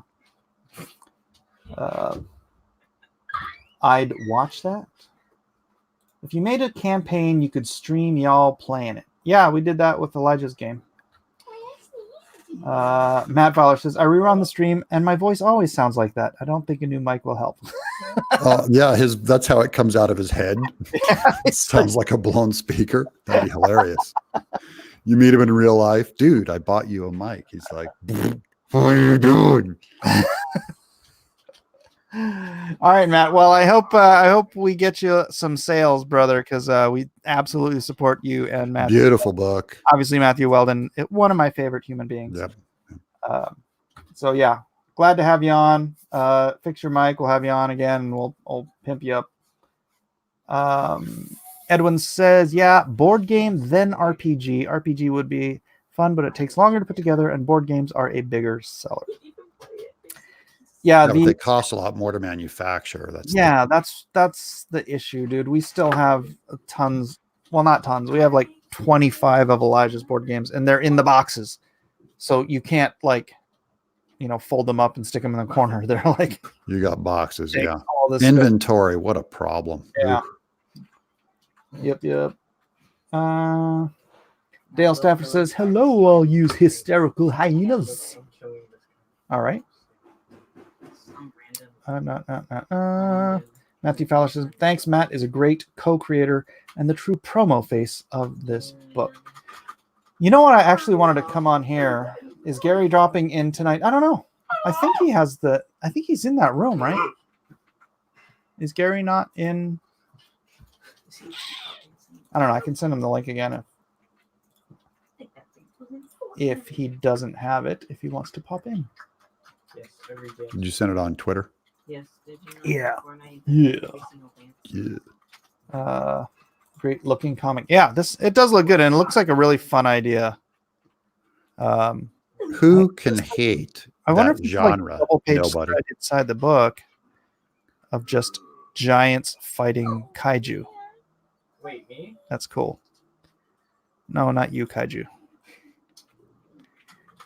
Come on, guys. It's only got 21 backers. There's 76 of us in here. Mike. And here's Quinn. What's up, brother? Quinn. Oh, Quinn. Where have you been?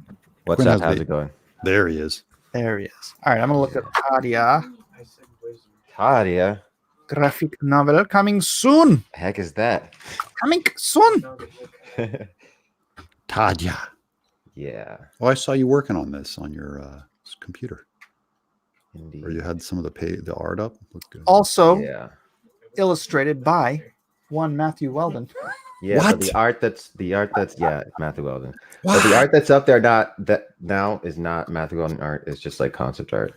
But yeah, Matthew Weldon's like the Eric Weathers of art. I know. I know, Weathers right? letters everything, and Matt Weldon draws everything. drawing everything. Yeah, I was captivated by his art the first Yeah. time I saw it, and I was like, I He's need amazing. him.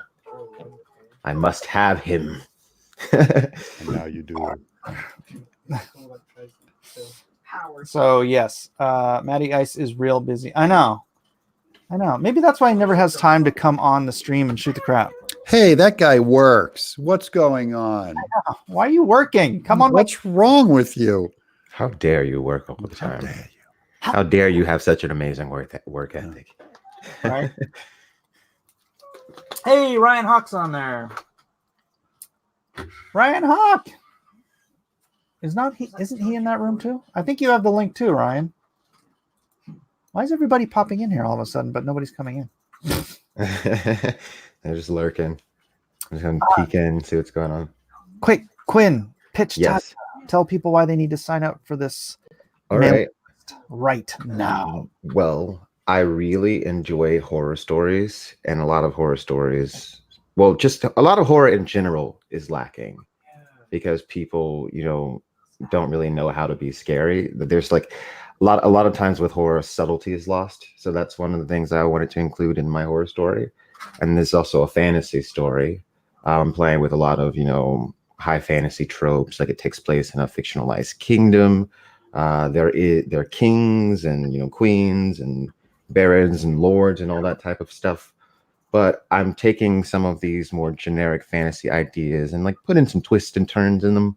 Well, making them horror is a twist and a turn already. Exactly. And the core of the story is about witches and essentially this coven, the daughters of Hecate. They have a grudge. And there's also the higher plot about Baelor, the Lord of Shadows, and his minions rising on top of that. But essentially the story is about this girl, Tadia, her whole journey, figuring out who she is, what she's capable of. And I made sure to avoid all of those fantasy tropes that I personally hate. And because I read a lot of fantasy books, and a lot of times I'm like, oh, I wish they wouldn't do this. This is so obvious, and I wish they wouldn't take this turn. So I'm going places that I think other people don't necessarily go a lot of the times, because I want to create something unique. So yeah, you can get put on the mailing list. It's a lot of fun. We're approaching 2,000 emails on the mailing list. That's very good. Yeah, we just put it up on 17th of December. So we're doing pretty good. And you can join us. You can get discounts, previews, get on there with us. Like we said, Matthew Weldon's drawing the art. It's going to be fun. It's going to be great. And I'm looking forward to showing the story to everybody. I totally said I was going to read that today, and I have not gotten around to it. Get around to it when you get a chance. It's fine. I know. I totally know. I have so many creative friends that are always working on stuff, that have scripts that need to be read, and it's like I know how it's hard to get around and stuff. So I totally get it. Yeah. Have you broken 2,000 yet? Not quite. Yeah. We have slowed down a little bit now that I think like my audience has seen Tadia and they see what it is. So like I guess we did like slow down as far as scanning, but we're approaching there. We're about like 1,800 and some change. We're getting up there. But yeah. Right on. And you haven't really been doing secret streams anyways. No, I haven't done a secret stream in a few days. They go up pretty high when you do that, right? Yeah, people seem to like those. Especially when I'm dissing the Game of Thrones creators. Because people are really upset about how they just ruined all those characters. So I'm just saying, like, hey, if you want like good fantasy characters, that I promise I won't ruin these characters. You know what? Quinn, you should go watch The Witcher and then bash that on a live stream. I don't want to go in like with the intention to bash something. Well written, not with Henry Cavill in it. Tadia is the book you need. Indeed. Ryan Hawk says Doug should do the Sprite and Banana Challenge if he reaches 30K. I don't even want to know what the Sprite and Banana. I don't either.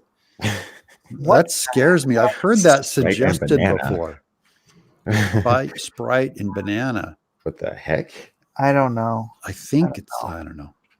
Sprite and banana enema or something. I don't want to know. I hope not. I hope. Michelle says hyped for Tadia. Yes, me too. It's gonna be good.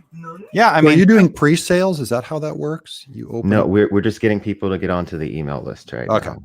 Mm-hmm. And then it'll send them so when they're on the email list, when it goes live, it'll send them a little message, and then they and they'll get like discounts and some other perks and the early bird. Special. Yeah, exactly. Titans like Tadia, Lonestar, Earthworm Jim. Yeah, he's over 30,000. I don't know if it's moved.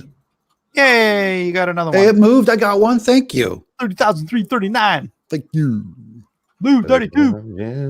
All right, let's see if Psycho moved. 21 backers, 1834. 21 backers, 1834. Nope. How about Titan? Titan. 136. 8736. 136, 830. No.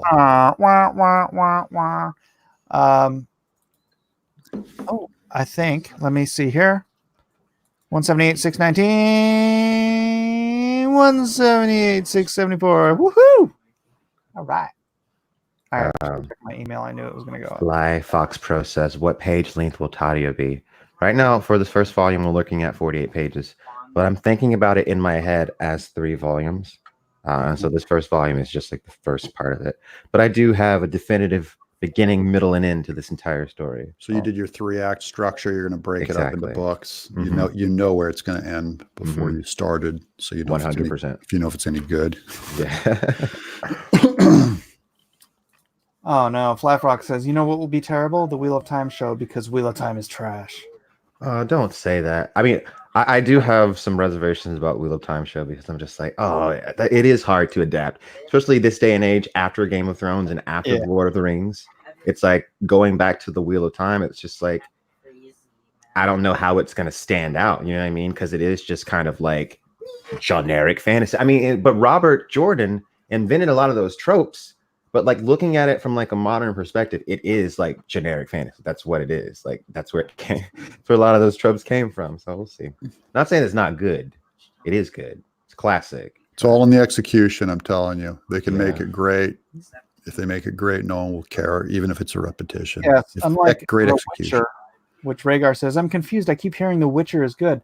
Well, it's not.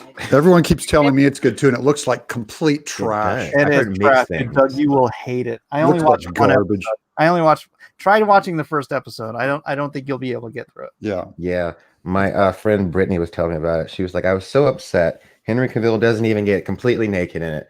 And I was like, she was like, I watched this whole show and he doesn't even get totally naked. I'm like, oh, what the heck? What's the point of even watching it then?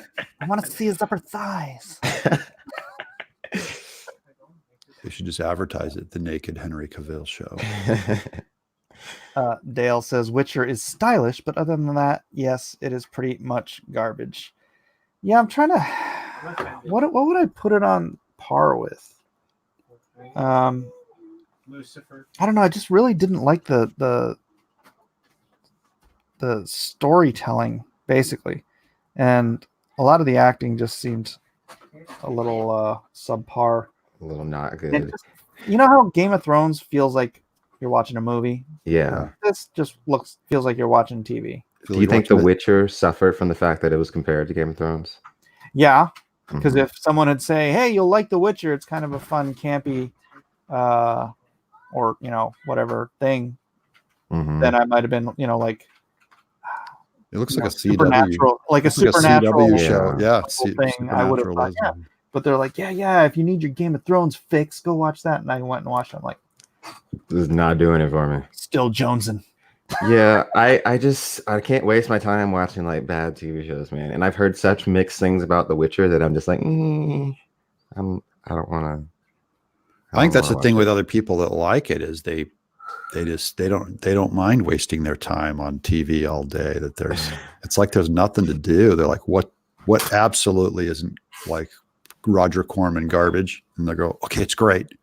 I got it's fantasy fans who are like Christians who want to just watch a Christian movie, and then so they'll watch something that sucks, but because it's not like they're like, the God is not dead. They'll go, okay, that was great writing. God is not dead. He's surely alive. He's living on the inside. So they hold it on a whole totally different scale. They're not just judging on whether it's good or not. They're judging on whether it's good and it's something that they are already appealing to. I put on Netflix the other day, and I'm looking at all the new original Netflix things, and they're just like it's media as sausage. Just getting ground out, as fast as they can.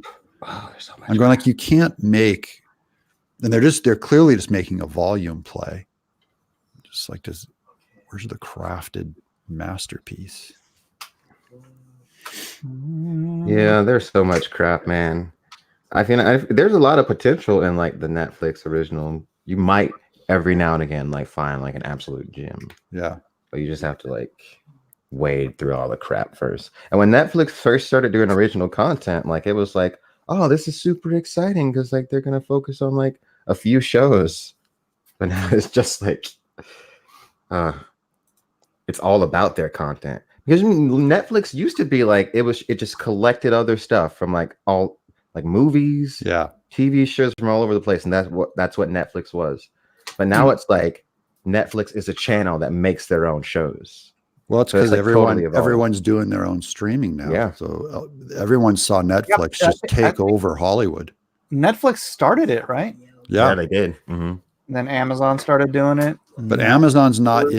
I talked to a friend who pitches to Amazon all the time. They're getting out of children's content. Like they used to all try to, nail all these genres, and now The space is getting crowded with all these, Star Trek is streaming. Everyone's coming out with their own stream. They realize they're not going to go and serve Disney or Netflix.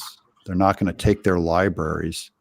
All their IP is where so much of the value of these companies are. They have deep libraries, Warner Brothers, and so they have to create their own streaming service to survive, because that's how people are watching their content now. It's so strange, the state of media consumption right now. The thing that bugs me is Netflix used to be this amazing platform because they were outsiders coming in and doing their own thing. And then they hired all of the television executives that killed TV. Now they're all running Netflix, Yeah. So it's just ABC, NBC, CBS with the brains behind those networks, just doing stuff for, so it's the same old, same old. And Amazon is spending a lot of money on this new Lord of the Rings show. Oh, a lot, like $1 billion. I hope it does well, because I love Lord of the Rings. Same. I love the idea of it, and I go, man, I hope they don't. I just hear $1 billion, and I get very, very nervous. Yeah, but everyone thought that about the original trilogy too. They blew 150 million, and they shot the whole trilogy, back to back, and it ended up being a great way to cost cut. While you have all the costumes and all the people there, they just go full in. For Amazon, what's $1 billion? But the thing is, this is going to be endlessly compared to Peter Jackson's Lord of the Rings trilogy.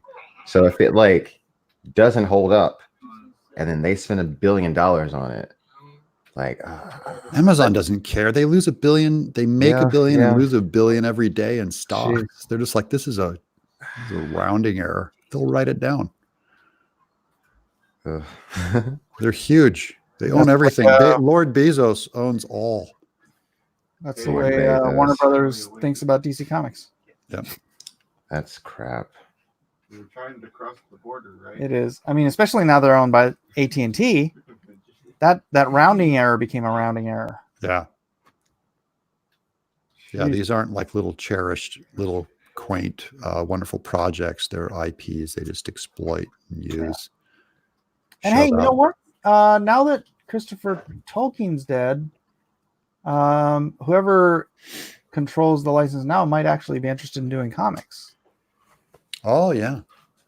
Because I remember way back, he's like, no. No Lord of the Rings comics. No comics. Why did Hobbit hate comics when I was a kid? Yeah. Why did Christopher Tolkien hate comics so much? I don't know. He's that's not a real book. Yeah. Some people are just comics are lowbrow entertainment. Well, read Neil Gaiman's Sandman and then tell me that. Yeah. Well, that's the only one that's not. That's the only one that's remotely. But he had the animation. Anything by Alan Moore. Okay, true. Why isn't animation better than any more highbrow than comics? Right? Yeah, right. Well, Tolkien was adamant that Disney wouldn't get animation rights to Lord of the Rings too. Oh, really? Yeah. I wonder who owns the rights now. Who's Christopher Tolkien's descendant? Benefactor, yeah. It's the Tolkien estate. Mm. Whoever is in charge. Whoever's in charge. What if J.R.R. Tolkien loved comics, but Christopher Tolkien was just secretly. Of course, when he was reading, it was like the Yellow Kid. It's Crazy Cat and Ignat's Mouse from 1918. I love them comics. Now they're like gore porn. Yeah. Here we go. Yeah, I'm just kind of slowly going through all the stuff on Lonestar and Monster Hunt. Ending Monday, ladies and gentlemen. If you ain't got it yet, if you ain't supported it yet, what are you waiting for? If you ain't got that swing. What about, so what's your print run going to be, do you think? How much are you going to overprint? Or? I have not said it yet. I overprinted by about 1,000 for the first issue, for the second issue, and I went through most of that. Yeah. So that's why I had to go do a second print run on the first issue, because I was hoping the third issue I would have the same problem. because you can't sell the second issue if you don't have the first issue. That's true. Third issue if you don't have the first two. So I might do an overprint of about 2,000. Yep. I wouldn't go that high, but because you Yeah, don't want to maybe get you 1,000. don't want to get stuck with inventory. Yeah, I'm not doing an issue 4, Oh, okay. right? So after this, if I can sell through all that inventory, then I will have I'll just be going straight into like a hardback trade. Yeah. Are you going to expand the universe though with the other characters? Oh my You have goodness, all the other yes. characters. Yeah. Heck yeah. Lonestar. Who's next? Atomic Family, Godsword, Primo. Well, I had one called Devil Dog, but Richard Meyer has a Devil Dog. He does. Yeah. I saw another Red Rooster. What? The guy funded a comic called Red Rooster. Oh. That's kind of funny. I know. I thought it was funny. I'm going, dude. So I'm just saying, Devil Dog. There's more than one Devil Dog. Yeah, that's true. I mean, In fact, isn't that like a hostess thing or something? It's like a ho-ho or something is a Devil Dog, isn't it? is it? Yeah, I think so. It's like a Well, dark that's chocolate. Ding Dong. Well, there's a dark chocolate thing called a Devil Dog. I thought. Really? Fact. A fat red rooster, says Matthew Fowler. Yeah, it is. There's like a fat red rooster. Funded. Space Alien says, I want that Lone Star trade. Yeah, and that's another thing I want to do is in issue 3, maybe do another Matthew Weldon 8-page backup story of maybe a Hotheads. It'd be cool if we did like all of the Unknown Soldiers like origin stories. Yeah. But I'd want Matt to do them all. Yeah. You want Matt to do everything. Yeah. And then that's cool because then the collection becomes like an omnibus when you do the big one. Yeah. Hardback. Everyone's saying hardback. Yeah. Oh, it'll be a hardback. I'll make a softback retail version that I can send to Amazon. And then just kind of keep that there. And how's Amazon's color work on their printing? I don't know. Oh no, I wouldn't send it. Not for digital press. I mean. Oh, okay. So not to have them print it. You'd say you'd print a bunch and you'd sell it through Amazon. Yeah. No. Yeah. Because it's so easy, dude.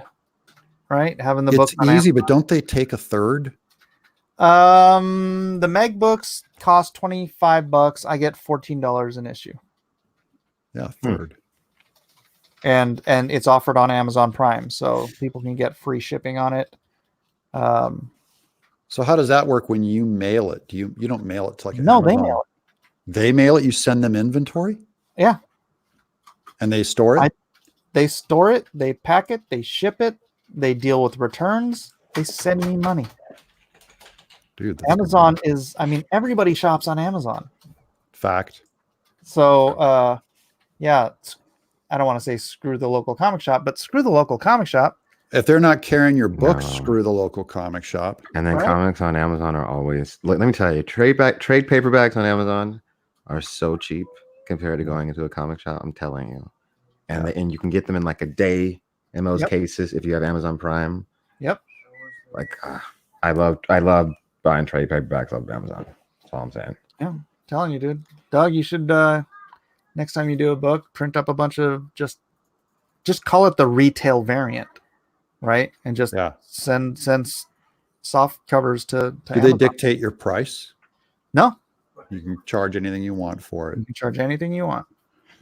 How do you decide how much inventory to send them? I don't know anything about that. I just sent them about 2,600 copies of Meg because I don't know. I didn't want to go crazy. I didn't know how long but they'll be there until they sell, right? And if the next Meg movie comes out and we can promote it a little harder, then whatever. Or I could actually, if I wanted to actually advertise to send people to go get it, I'd probably make some sales that way. But right now, it's all word of mouth right now. Right now, yeah, just let it go. I just get emails every time somebody buys one, and then. And what were their sales like when you initially launched? Did you find that you were reaching people that you normally were outside of your circle? I mean, I didn't track where they were coming from, but I would assume like Steve Alton, I gave him the link to Amazon, and when you say, hey, you can get it on Amazon, people just go and search it. Yeah. And Yeah. that's the one they find. So That's the most trusted place where people shop is Yeah. Amazon is where you shop. Yep. 'Tis the future. They're way too- And actually, I don't even have the digital copy up there yet. I know I'm leaving money on the table. I just haven't gotten around to it. Because when you're dealing with authors, they have a bunch of people, because people do digital books all the time. Yeah. So they'd probably be the same people who would want the digital comic. Fly Fox Pro says, do your back catalog that way, Doug. Yeah, I'm looking into doing my back catalog on I wonder if I know- Indiegogo. I've got a Earthboy Jacobus. I'm going to fly up and see what happens. That's what I'm working on. That's my big 272 epic. I got to still get it colored, and I got to re-letter it. But I'm going to start doing some tests on my back catalog. I want to do them all through Indiegogo, like homemade first. You know what you should do? Uh-huh. If this Kickstarter doesn't gobble up too much of your Oh, stock, it's not. Yeah. send 500 of them to Amazon and just put them up there for like $75 a book. I mean, I'd try and get close to what I'm doing on my Indiegogo. I'd up the price a little bit, and see. But it'd be a great test to send out some books. How many should I send? Like 500. Yeah. I mean, you can send as many. You can send them. 10. How would the word get out that it's on Amazon? Does Amazon float the link out or say that the title's available, or does this go out to? Well, it's Earthworm Jim, right? Yeah. So people are going to go on Amazon if they have any interest in Earthworm Jim. God, look at all this Earthworm Jim crap on Amazon. Yeah, a lot. Well, the Amico game is coming out. The Amico game is coming out in November. Dude. So I could time it with that. Yeah. Well, the thing is, it takes time to get it into the inventory. So you want to have probably a couple months leeway. Yeah. I know if I started looking at Earthworm Jim stuff on Amazon, it would probably, and there was a graphic novel up there, it would start recommending it to me. Yeah. Because Amazon knows that I buy so many graphic novels. So if someone's interested in Earthworm Jim, and then if they've already shown interest and searched it, it'll automatically feed it out to them. That might be viable. Mm-hmm. I just don't want to undermine my Indiegogo thing. I really see it as my main store. No, that's why you charge more on Amazon. Oh, sure. Because that's a totally different audience. I like charging more. Yeah. And it's after the fact. You're giving people the opportunity to get this amazing deal on this amazing book for the entire package. Yeah.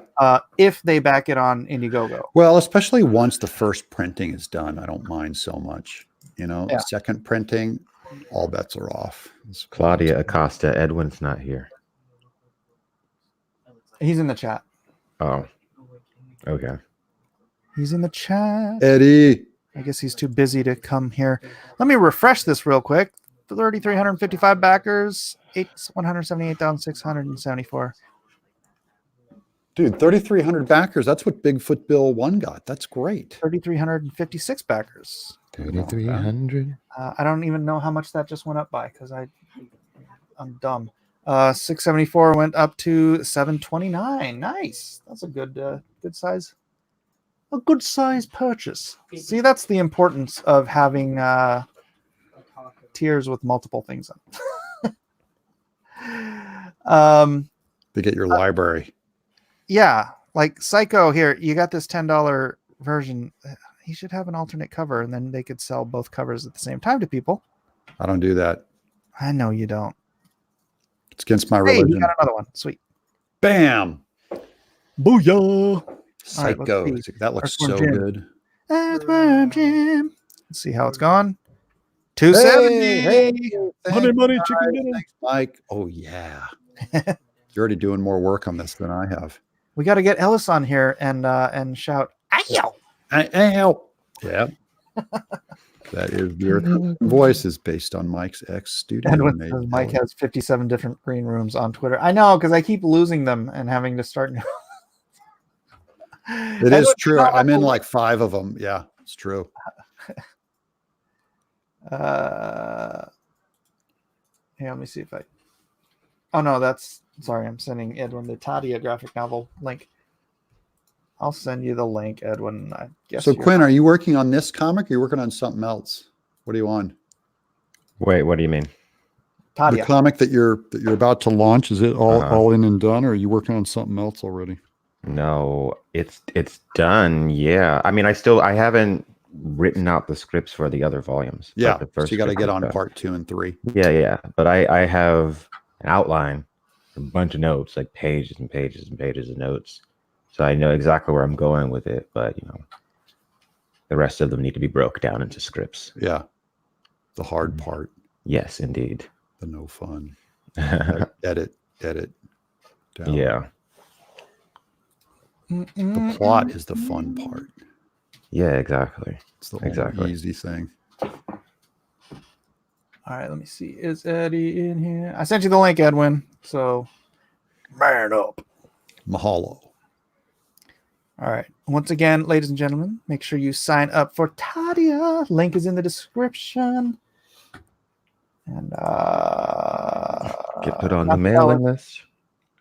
Get on the mailing list. His 2,000 follow 2,000 people who are on the mailing list who will get it first.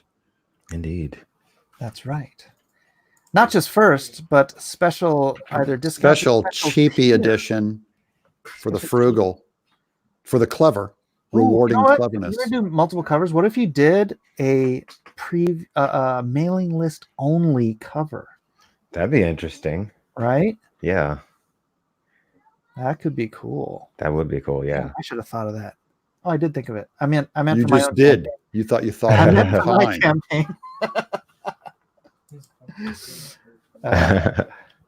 Matthew Fallow says it's pretty awesome that Zach scored the Expendables IP. He loves those movies. Yeah, that is pretty neat. That is Yeah. Smart play. And Let's see how that's. Let's. Where is that? Do I have it on here? There it goes. Let's check it out. See how it's doing. 11,295, 17,505. Nice launch, Zach. That's good. Daggum. I wonder how he's going to promote that outside of YouTube. He just needs YouTube. He needs and it's news because it's expendable. Stallone, yeah. Stallone's got to go on Entertainment Tonight or something. Is that still a show? Entertainment Tonight? Yeah. I haven't watched TV in 10 years, so I wouldn't know. But I assume Marriott Hartley or whatever. John Tesh was back when I watched. Who and who? Well, they're old people, Quinn. Old folks. Don't break your head. They're in the home now. You're in a home. Yeah, the home. You're in a home called My Memory. This is old. No. I don't. Okay, don't distract me, CJ. Yeah. Fly Fox says it was smart to have Chuck Dixon write it. Absolutely, Chuck Dixon's amazing.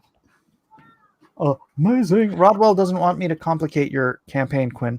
I get a lot of. Actually, I don't get a lot of complaints from people who back me, but from other people who complain that I make my campaigns too confusing with lots of tiers. Oh, really? But it is confusing, but people keep making requests. They go, I want this book and that book. Yeah. And you're like, all right. Do you have any of this tier? It's like, no, but I'll make you that Let tier. me go break out a tier. If you'll I want 20 books. I want 20 books. You're like, I don't have a someone's tier, like, but I want to sell 20 books. $100 if you have this tier. I'm like, I will take the 3 minutes it takes to make that tier, so you can give me $100. And then you dirty up the campaign. Yeah. After a while, you scroll down for 5 minutes to get to the bottom. You know what the hard part is? You go to your back room where you have all the tiers you've made and deleted, and I have got just pages and pages of unavailable tiers. Endless tiers. Well, as I recall, when you launched this campaign too, it was like a half-aid launch, right? You just didn't you launch it without really thinking when you first put this out? Which campaign? This one. I thought it was Lonestar. Oh, no. That was Lonestar Redo, the second one. Oh, okay. Or the second printing one. Eddie, Redo. Marte's in the chat too. What's up, brother? Word up, word up. Marte, you need to take me to barbecue soon. I'm getting hungry, man. Mm. He's taking me to lunch twice. Is Murte in the Chat? Magnificent Seven? Oh no, no, he's not. But I have space on the last page. Magnificent Siete. Captain Held says, "Thanks a lot, Mike. I haven't seen Entertainment Tonight since I was a kid, but now I have the theme song stuck." Written by John Tesh. Yep, sorry. Joe K says tears for tears. It's enough. I actually love campaigns that have lots of tears. I even keep begging my hero, Mike, to make a Brando Lonestar digital tier. Pretty please. We should have a tears tier where me and Doug make Mike cry on stream. Yeah, Oh, yeah. that one. And a tear tattoo under our eye. Oh. Anyways, last weekend to get Lone Star, ladies and gentlemen. Also, don't forget to sign up for Tadia, the graphic novel online. Should we watch the video? Sure, if you want. Oh, The music is royalty free, so you don't gotta worry about that. Are you doing sexy like a little- voice? No, there's no voice. It's just like a little. little thing. the thing is, I have to change the. Let's just see. It's not anything. Yeah, you got to share a Chrome tab if you want the musica. It's loud enough. It's nothing special. It's just like a little. It's just ambiance music. Exactly. Matthew Weldon is such a better artist than this person. Tadia. Dun dun dun. Yeah, so please do sign up for that. I got to refresh the page now so it just has the image again. Sign up for the Tadia graphic novel, please, ladies and gentlemen. And then, of course, if you haven't already... What are you waiting for? Somebody in the chat said the Trail of Tears. The trail. Yeah, there you go. Oh, Trail of It's true. And of course, Gary Shipman, Titan, Mouse of Might, comic book #1, available now on Indiegogo. Well, not available, but available for pre-purchase. 8736, Psycho 66, the awesome new book for Matthew Weldon and Matthew Fowler. 2 mats will make you happy. 2 mats, 1 functional microphone. this looks so good though. It does. Eric, you talk about it for a minute. I gotta go take care of something. All right, Mike's gonna go do some Cover stuff by in the bathroom. Alejandro Mirabal. You know, doing stuff is code for going to the bathroom. Mike's gonna go blow up his toilet. Now, after I've told you that, let's sell some comic books. You didn't want to think about that, did you, Quinn? No. Do you have Quinn? Do you have blue contact lenses? Do I have blue contact lenses? Yeah. No.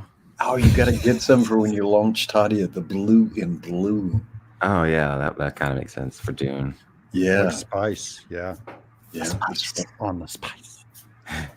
The spice melange. Spice melange. It's in everything here. The air, the soil, Bene Gesserit wheat. the geriatric spice. It South turned me Park into a did an space. episode of where they were parodying the David Lynch South Park movie. They were making fun of the voiceovers. Everyone's all like, "The spice, where is it?" Like all the characters are looking for the spice. It was so hilarious. It was funny because after that whole South Park episode aired last year, my video on the spice melange blew up, and like all the comments were just like South Park, all South Park comments. It was hilarious. Happen to have the right word. Fly Fox Pro says, I've seriously considered buying Facebook ads to promote Titan. Yeah, we need to get Titan in front of more eyes because it is probably It is good. It is so Doug, Gary sent me like his first chapter. Yeah. Gary has killed it. I mean, Yeah. the art is good. The storytelling is good. It's Amazing. yeah, dude. That it's And good is understated. Yeah. It is probably one of the best things that's been made in the last 5 years. there's a reason why that guy was nominated for an Eisner. Yeah. I don't know what that reason is. I don't know what that reason is, but there's a reason. But no, it's legit, dude. It's legit. What is there to say? I tried bidding on some Mandalorian art, but was on my phone and couldn't get chat to come up. A likely story. Well, the good thing is we can do auctions again next Friday because I think all our primary audience still has all their money, and then our artists have Ethan's money. So there's Yeah. it's win-win. Yeah. Big win for Eden. Yes, And someone who actually loves her art is getting the art.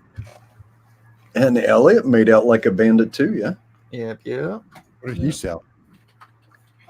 He sold just a bunch of stuff and mostly to Ethan. Got bid up, and then he bid this one thing up to $400, or these two pages, these two like just illustrations, up to $400, and then Ethan threw down said $1,000 if you'll draw my trading card too. Sweet. Yeah, And he should. Elliot should. That'll be a great looking trading card. Yep. I'm like, do it. Yeah. Take it and run. All right, Doug, we got a question for you from the chat. This comes from Flyfox Pro. He says, Doug, do you think those Canon press guys would ever do comic books? They've talked to me about it before. That's Nate Wilson out of Moscow, Idaho, who did. He's got The Littlest Ninja on Amazon right now. It's Netflix. It's one of their top streaming kids shows. He did 100 Cupboards. He's a novelist. He's been dabbling into comics. He's talking about comics. So yes, definitely. He was talking to me about it last week. So it's possible. They're interested. They also did Brave Ollie Possum. That's Ethan Nicole's book, the Babylon Bee, the buddy of mine we do a podcast called Audio Mullet. He's on Canon Press. That's a great story too. Nate Wilson, he feared getting woke canceled, so he bought a printing press. And I mean, I did a signing and a lecture series over there 2 years ago, and I saw the press. It was like top of the line. They print their own books. They do homeschool curriculum, and then he started doing children's books, and it's fantastic. Hard to beat infrastructure. He went out and just bought a printing. He said, "I'm gonna press." Straight up a Revolutionary War. And he's like a New York Times bestseller, and he knows what's coming. Elijah. Oh, when did you get that? Yeah, it showed up in my Dropbox. When? Now? When I started the stream, I went to go because Doug didn't know about Magnificent Seven, so I went to go look for it on my Dropbox, and the color for this piece was already up there. I'm like, oh, Tio. It's like Christmas color drop. Oh, I was all right. So politics, but it fits. So today we had a meeting with the GOP here in Hawaii. My wife was elected district leader of our district here on Oahu. Oh, cool. Nice. Our national committee woman was there, and so I was showing her the Magnificent Seven, and she was loud. She was smiling so big and laughing so hard. And they asked me to run for state's rep, and I'm like, maybe 2 years from now. I gotta lay some groundwork first, but I'm thinking about it. Oh, state rep. So according to the timeline of what you just told me, because you showed her the Magnificent Oh Seven. no. Well, I got up and Entered a political She asked you- career. no, she no. asked you to run Hawaii. I got up and gave speeches. I don't have stage fright, and when I was a Mason and when I worked for radio, I would get up and do speeches and stuff, and they were like, "Whoa, okay, you don't have stage fright." No, I don't. Flat My Fox- problem is I need some stage fright because anytime someone gives me a microphone, I'm like, give me that thing. like up there in front of all those people, and you start forgetting to thank people. Yeah, I start Doug, you don't have on beatboxing- pants. Doug, put your pants on. Beatboxing in church. He's like, just pay attention to the pink hair. Never mind what I say. It's a show. They're like, do you have anything to Yes. say? No, me. Yes. Yeah. Remember when Doug did the pink hair challenge? Well, the carpet matches the drapes, if you will. That's right. Ah, I took it. I went full method. I went method on that we one. are. He went all in. Doug went all in. Just saying. Are we just being gross because this image is on the screen? Is what's Yes. happening now? Yeah, Yes, we are. Yes, we are. we're being tasteful compared to that image. And I figured that would be a piece of trivia that Quinn would enjoy knowing about Doug TeNapel. I don't think he does. I don't know. I could have kept it. $200,000 on Bigfoot Bill, and so I agreed to dye my hair hot pink. And then on Earthworm Jim, when I hit 800,000 or whatever, I agreed to do an American flag in my hair. So I did full red, white, and blue. Cool. I looked like And then went to Comic-Con. I looked Okay. like an editor at Huffington Post, other than being an American flag and not a communist China flag. Other than that, it didn't have a star and sickle, but the pink hair, and I'm head usher at my church. I didn't look right. Yeah, 6'8", pink hair, ushering, But furries loved me. stuck out a bit. Yeah, Rodwell Stevens says you're an American kaiju. Yes. Woo! We dubbed it the American Kaiju because I'm a giant. So because of that, walking around 6'8" with pink hair, it's very hard to hide. I imagine so. And you live where they don't. What you doing around here? Yeah, I'm in Franklin, Tennessee, and I would pull up next to a cop car, and they'd turn and look at me and just shake their head. Like, just, "Ew." Hey, Mommy, what's he I felt like Quinn parked next to a cop car. Yeah. I don't like cops. I don't care. Whatever. Cops. Might hate me for saying that, but whatever. I like some cops, and I hate some cops. I've never had a good experience with a cop ever in my whole life, but I'm only 25, so maybe. You're just a kid. You'll meet some good ones. Probably not in L.A. That's all. I got there's a cop that goes to my church, and he bought Earthworm Jim. And at my church, he goes, "Can I bring it over and get it signed?" I go, "Sure." And he came over to my house and signed it in uniform. And because it was Tennessee, he's like 150 pounds overweight. Cops, there's just no standard, they're just huge. Yeah, never mess with those guys. They're not going to chase you down. They're going to shoot. Right. Yeah. I think the thing is that most people, their only interactions with cops are when they're doing something wrong. Yeah. Or they're in the wrong place. Or when they're just eating. like hanging out and the cop just assumes that they're doing something wrong just because they look like Yeah, they're That's Well, right. I mean, that too, but I've had that situation as a teenager, but also I've had situations as a teenager where, because I hung out like regularly in a spot, we got to know the cop that was his beat. And so, I mean, this guy was cool. I could go, I'd get tickets for having my front windows tinted, and I'd just go to him and he'd sign them off for me. Yeah. Oh, when I was in California, when I had my long hair mullet and it was all bleached out, my bleached bangs, and I had a double pierced ear on the left here, and I got like 4 driving tickets in 4 months, and I'm just like, I'm going to get my license revoked. So I got a haircut and took the earrings out, and I never got a ticket again. Man, you must have looked like the love child of a giraffe and Joe Dirt. Yeah.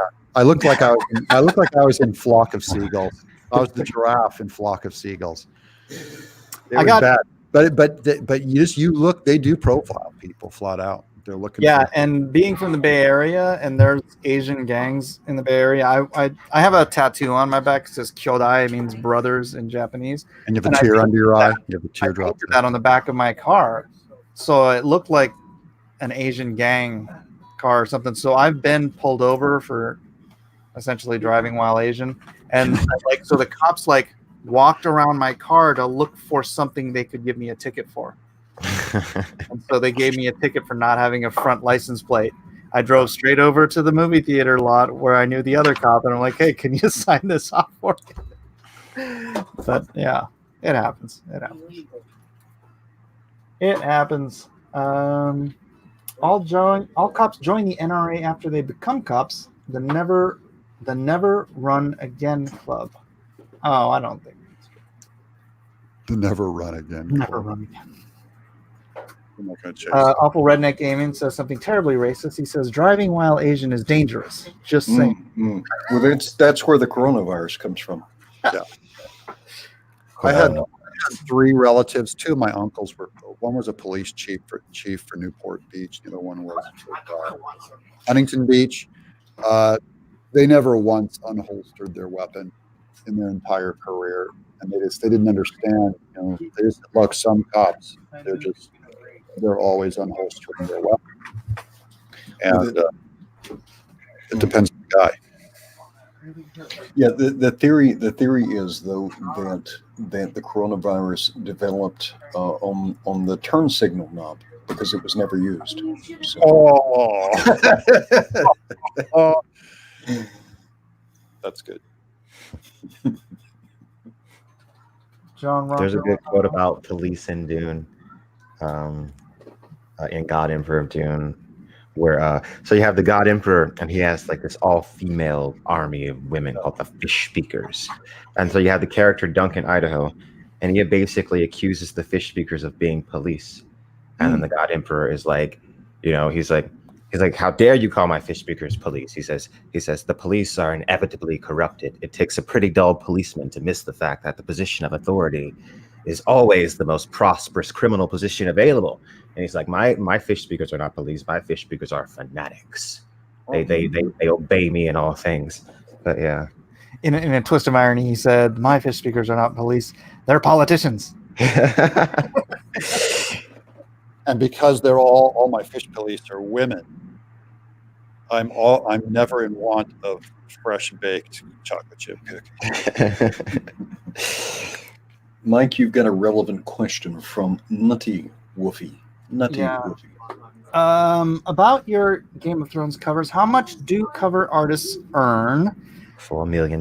It depends on the artist, and it depends on the book, and it depends on the company. If you're working on the book, general rate, like at DC or Marvel, is they will give you an additional 50% of your page rate. Yep.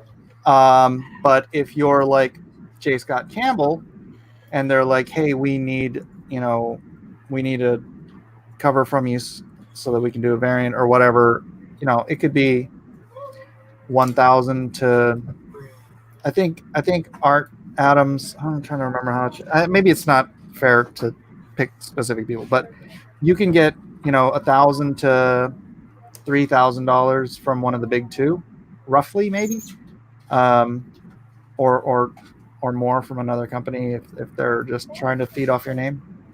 There's such a wide range. I couldn't just say it's this much. The other half. How true is the claim that artists at DC get extra money if the book sells over 40,000 copies? Yeah, 40,000. I don't know if it's 40,000 copies. I think maybe it is, but that's when you start getting royalties. I don't know if they move that down to 30,000 or what it is now. Because nothing's selling 40,000. Yeah, I've almost never gotten royalties except for on a handful of books, and then on Injustice, because it was the #1 digital copy in the digital comic in the world, and it is a New York Times bestseller. So we get paid on the trades, and somehow or another, it's funny because I get money on the books, but it did not sell over 40,000 copies. So not sure how that works out, but I'm not going to break out my royalty statement either. But on a floppy, on a $3.99 comic or a $2.99 comic, what was the royalty? Like a nickel a book? Yeah. Yeah. Pretty much. But that's a nickel. That's a nickel on books over 40,000, not the whole run, right? Something Yeah, like it would be after payout. But still, you got to remember their margins aren't huge on those books. No. Yeah. no, you've got to sell, a decent number of books at $4 a book when you're only getting 40% from Yeah. the retailers, right? Yeah. So you're getting $1.60 a book. You've got to sell 10,000 of them just to cover the art. Usually, it's about $16,000 just to cover the art. And then you've got to pay Joe Quesada and Dan Didio and Warner Brothers. This is a super cool. This is a super cool page. Let's look at some Lone Star or some Psycho or some Earthworm Jim though. We need. What, you're done looking at this? Yeah, this is gross. we need something more aesthetic. I mean, this is aesthetic in a horrifying way. Keep it up. Make it your background. That's like the Baron Harkonnen there. That's right. Very Lynchian. Very Lynchian. Yeah. My pretty. All right. Yeah. He undoes the valve in the back of the. Yeah. All right. Let me see. We got Tadia. Please sign up for Tadia. I'm just going to keep reminding you guys. Tadia. Please go back. Earthworm Jim. Oh, moved it all. I did not. Beautiful book. Beautiful. Hardbound. 160 pages. Ew. It's true. Where's my Earthworm Jim? I can show it off. 160. That is my Earthworm Jim. Dadgummit. And I got my Psycho. Grab some Calvin and Hobbes instead. Show that off. These pages look, Doug. These pages look so good in person. Yeah, I got you one. You're one of my top 10 referrals. Yeah, so because I was one of the top 10 referrals, I got another top 10 referral. Look at that thing. Look at that. Get it on the camera. Get in there. Look at that. Let's see. You can take it out of the plastic, guys. I manhandle those things. Hey, don't take out the plastic. It's beautiful. Yeah, I want to keep it. I want to keep it in good condition because that's a beautiful page. I'm going to do a promo one night, and I'm going to give it away to whoever buys the backs of the book on my stream. We'll do a little, not a raffle, but I guess a draw. And whoever buys during the promotion, I will ship them that page. A random person could get the big bad page. The big page. What page did you get, Edwin? I want to see. Yeah. It'll be the same as yours. Hey, you photocopy. What? I'm not special. Oh, Look at that. that's like right next to mine. It is. Yeah. so cool. You just grabbed the middle chunk and gave those 10 away, or what? I don't know what criteria we usually. My assistant, Mr. Phillips, he'll pick them, and then I'll just do real quick look over what he did and. Okay. Yeah, and then hang on, because I've got a Bigfoot Bill page too, and this has got some nice. So Look this at will that. probably be the first one I give away. Okay. That's a beautiful page. So Look at that. when Bigfoot Bill 2 launches on Indiegogo, I will do a promotional, or we'll do it here, and we will give this away. That's a lovely page. But we will only give it away to someone who backs Bigfoot Bill. Oh, look at that. Mike got the money shot of the big wide. Oh, wow. Of the Cryptozone. Yeah. Playing Can Shadowrun. you say that again so somebody can clip that and incorporate that into a meme? Say what? Mike got the money shot. Mike got the money shot. Clipped. So cruel, Doug. So cruel. Mike today tweeted Mark Wade was right. So I did a hashtag Mark Wade was right and tweeted it. Okay. That was so good. Okay. Wait. I just took what he said and repeated, and everyone starts bombing me, going, "Oh, so Mark Wade was right when he deplatforms people, huh?" They start laughing the whole time, man. So what was happening was some joker was just getting all up in my grill, and then Mike he had 3 followers, and Mike was doing a back and forth 30 tweets in a row. That's what I do.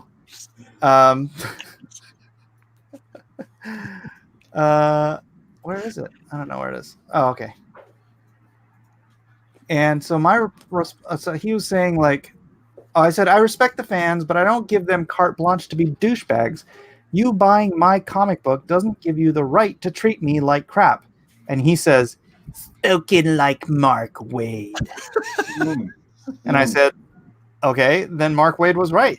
If you think you have the right to crap all over someone without them having the right to respond because you buy their comic book, then you're an idiot. Spoken like Nancy Pelosi. I mean, Mark Wade. And so Doug, it's a DEF CON Mark Wade.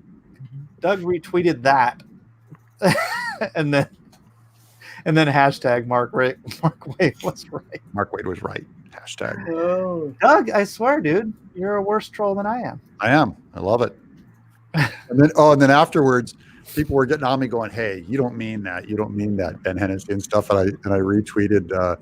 I was just checking to see if SJWs have a sense of humor. Well, actually, I would think. I don't think they got that either. They have no sense of humor. I would think that Mark Wade and Dan Slott would be backing the Expendables. Yeah. Because if you remember, Nazi punching was a real big thing back 2 years ago. Right? Punch a Nazi. I think they meant Trump voters, but here you go. Dan Expendables wrote the Earthworm Jim comic book. I've been trying to get him on my show. The original Marvel Earthworm Jim comic book written by Dan. Yeah. I'm going to get that guy on, but I'm sure he won't come on my show because of my religion and politics. But I asked. I said, "Hey, you want to come on my show? We'll talk about writing the Earthworm Jim comic." We can confirm, though, that in the Expendables, Nazis will get punched. Yeah. Also, Saddam Hussein, Stalin, and Osama bin Laden. Yeah. Yeah. You mean? No. That's a great looking book. That's going to be big. That's going to be huge. Let's see. Right now, I've been tracking it. He is now. It's got to be tracking it at intervals. He is now at 20,317. Oh yeah, that ain't bad for half a day, or a couple hours, really. Yeah. Oh, here. It's right here. Refresh. Yeah, when did he launch? 20,905, 329 backers. I think this book should do quite well. And you know what? It's smart for him to hook up with something that's going to get him outside of the whole YouTube sphere. Yeah. Right? That's why I'm doing the political thing. And someone's like, "You think that's going to be a long-term blah, blah, blah?" I'm like, no, I'm not. I don't intend for this book to be published 10 years from now. This is going to be a crazy, crazy political year. So I think it's the time to do a political book to reach out and try to gain new audiences. And what a great title, The Expendables Go to Hell. That is fantastic, man. It is. But no, it's a similar marketing plan. You got to get outside of YouTube. You can't just do YouTube all the time. Except for Quinn. Quinn just does YouTube all the time. Yeah. But Quinn's good at it. He's actually entertaining. Yes. Unlike most of you hacks out there. No, I'm kidding. I think occasionally we are accidentally entertaining. I think Quinn is deliberately entertaining. Martyr Media, boy, that is a hand grenade of a question. So of course, let's ask that. Doug Tenagel. That's me. I don't know why I sound like Harry Carey all of a sudden. You misspelled martyr. I'm not trying to antagonize anyone or stir up any crap, except well, incidentally, only trying to clarify for myself. Did anyone associating with War Campaign ever report to Indiegogo or Kickstarter to get your campaigns removed? How would he know? Unless they went. I don't know who it was from, but yes, I know that both have been talked about by someone. But one thing that I do know is that some people called me a homophobe and went after my rights holder. Those SJWs, I'm very clear on. Lots of them did. All from Comicsgate. Yeah. So that's my position on that. And I'm okay with them doing that. You gotta do what you gotta do. But just don't ever tell me that you're against that kind of thing and then do that, because I think you're for it. Getting people there's no limit to the hypocrisy. Well, look, deep down inside, no one can perfectly march their values, so everyone's technically a hypocrite. I'll give them that pass. True. But actually, that's something my pastor says. Like when somebody tells him, it's like, "Oh yeah, I don't go to church because it's full of hypocrites," and he always just says, "That's okay. There's room for more." Yeah. Come on. Yeah. Be in good company. Yeah. And but there's no mercy for someone else. In fact, it's a biblical mandate that you're supposed to take the plank out of your own eye before you go after the speck. That's right. Someone else's eye. But you see it across all internet media, whether if you're for Star Wars, against Star Wars, for Comicsgate, against it, for Democrats or against them or whatever. There's very little introspection of, hey guys, our side does this. That's removing the plank in your own eye. It's like, no, we got to go off. Let's get that guy over there, because there's no introspection. No self-awareness anywhere. There's awareness. And no interest in it. Quinn, are you biblically literate at all? Somewhat, yeah. All right, so you know who the publicans were, yeah? The what? Publicans. I'm publicly literate, and I don't know who the publicans were. No, I don't think I've ever heard of tax collectors, right? Oh, and so, okay. Yeah, I know. Yeah, they were tax collectors. So usually when somebody is called like the very worst possible thing in the Bible, they always make a reference to the publicans, right? Because everybody from the dawn of time has hated the publicans, the tax man. But yeah, they said, and this is true, like for all of us, man. Like we love our friends and we hate our enemies, but even the publicans do that. Like everybody loves their friends and hates their enemies, because that's how we be. Or as I say it, the biggest problem in my life is me. The biggest, number one problem when something goes wrong, or if there's something wrong with my career or something wrong with the whatever, I got plenty to work on. I can complain about other people, and I do. I kick other people, and I do. But deep down inside, the true metric is that I got plenty to work on with myself, and I'll get to the next guy right after I'm done with me. I'll be done with me right around when I'm probably dead. Are you looking at the man in the mirror, asking him to change his ways? The man in the mirror. Michael Jackson. What a terrible song. What a terrible song.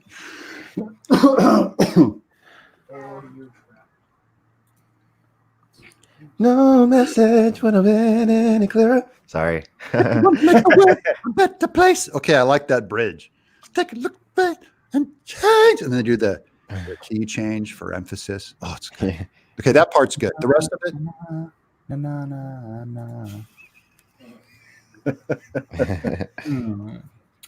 Oh. Oh, sorry. Click the wrong one. Even tax collectors can be saved. There must be hope for me. Yay. Of course. There's hope for everyone. Yeah, man. I get what you're saying. A lot of days there's arguments I could walk past, and I do walk past like 9 out of 10 of them, but just that one, I'm like, yeah, maybe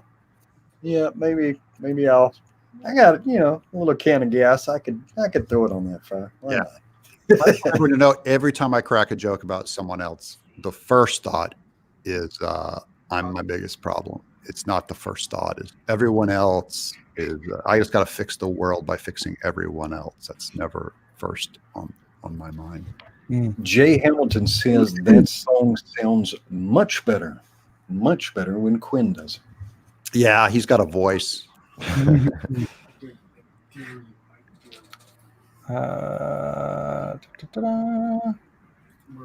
Flatbox says Edwin placing his head in that little sliver of the screen. Yeah, Edwin, why do you just never just like sit where your camera can see you? You're always like, Well, I need to. I'm hiding. I need to You're really behind like the text on my screen. what are you saying, Edwin? I need to put my camera on a tripod or something. What's I've it just on? got a monitor. I've just got a clip onto my monitor. Oh, yeah, like this one. Yeah. I got mine on that arm way back there. It's all good. All I right. could just do like Quinn. Put the And just image the Camera off. a face, a still image. Yeah, did you Quinn, not are you wearing a hood right have now? the lights on, Quinn? Is that? No, I'm just sitting here. I just don't have my camera plugged in. Martyr says, maybe not specifically reported, but I seem to remember tweets directed at Indiegogo claiming they should not hold your campaign. Just wondering if I was misremembering. Oh. Yeah, I don't. Did anybody say they were? I don't know. Yeah, that. I think but as a platform, I think they're allowed to do business with who they want to do business with. So I'm always expecting Kickstarter to dump me any second. But, if they don't, then cool.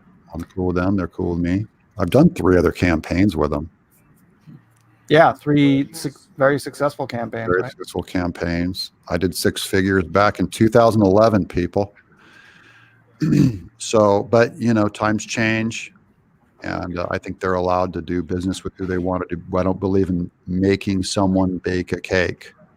How's that? And their reputation will go with them, depending. I told you about that friend of my friends who they dumped him after he had raised $100,000. Right? Wow. What did you raise it for?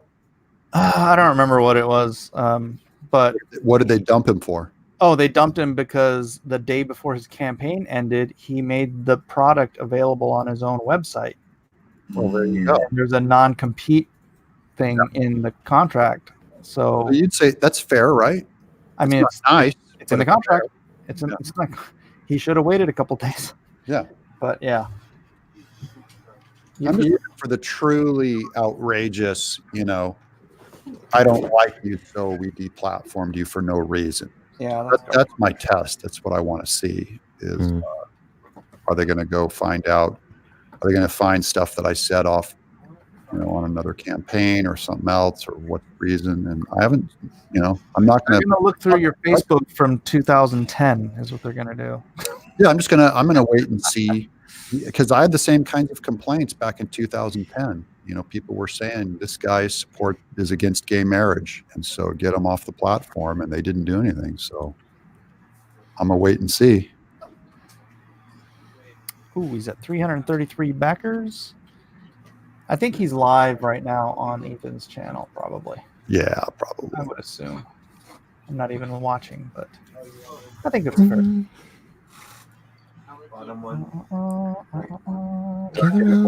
Listening while driving. Can someone sing him a driving song?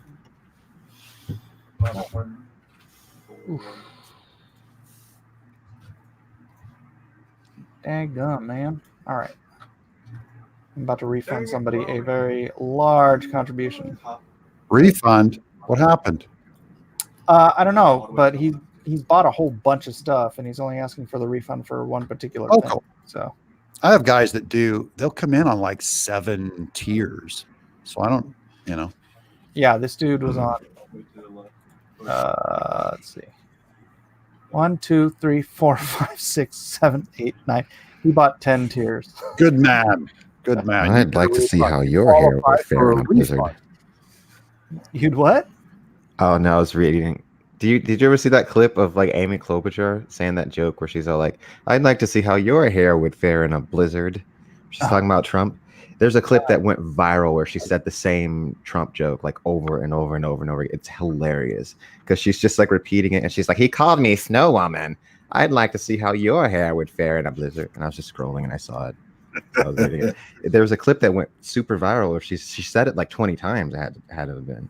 Hey, if it's funny once, it wasn't funny. That's what's so cringy and horrible about it. Yeah.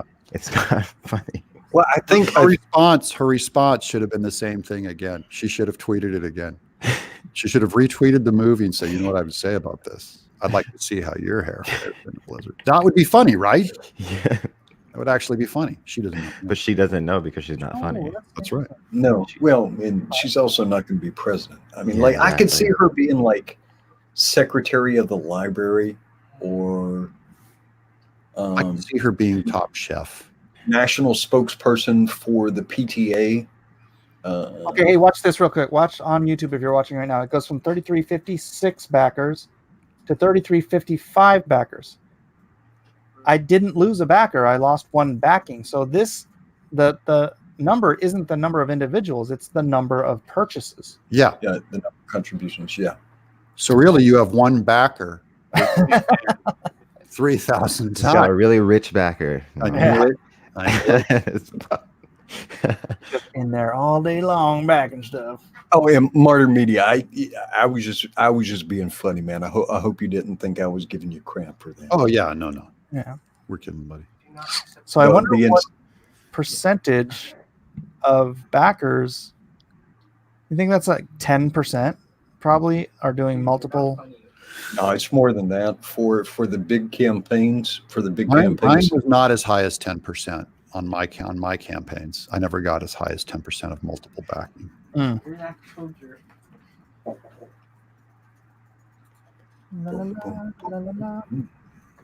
you getting excited, Quinn? You are going to be you're going to be a comic book writer, a graphic novel writer.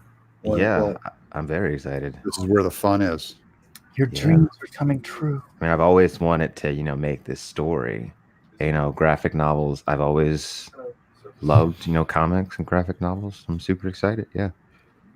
To see what everyone thinks. But first, I've got to get somebody to actually read the script other than me. I will. No, it's not just you. It's like it's like I'm sure you guys know, but it's like so hard to get like somebody to read a script. It like really is. It Actually, really is. I'm gonna hate put my anything, even my own books. I'm putting my email in because I've got to sit down later tonight and I've got to read. It's in the private chat in StreamYard. I've got to read Eric Minotowski's Shadow Sentry.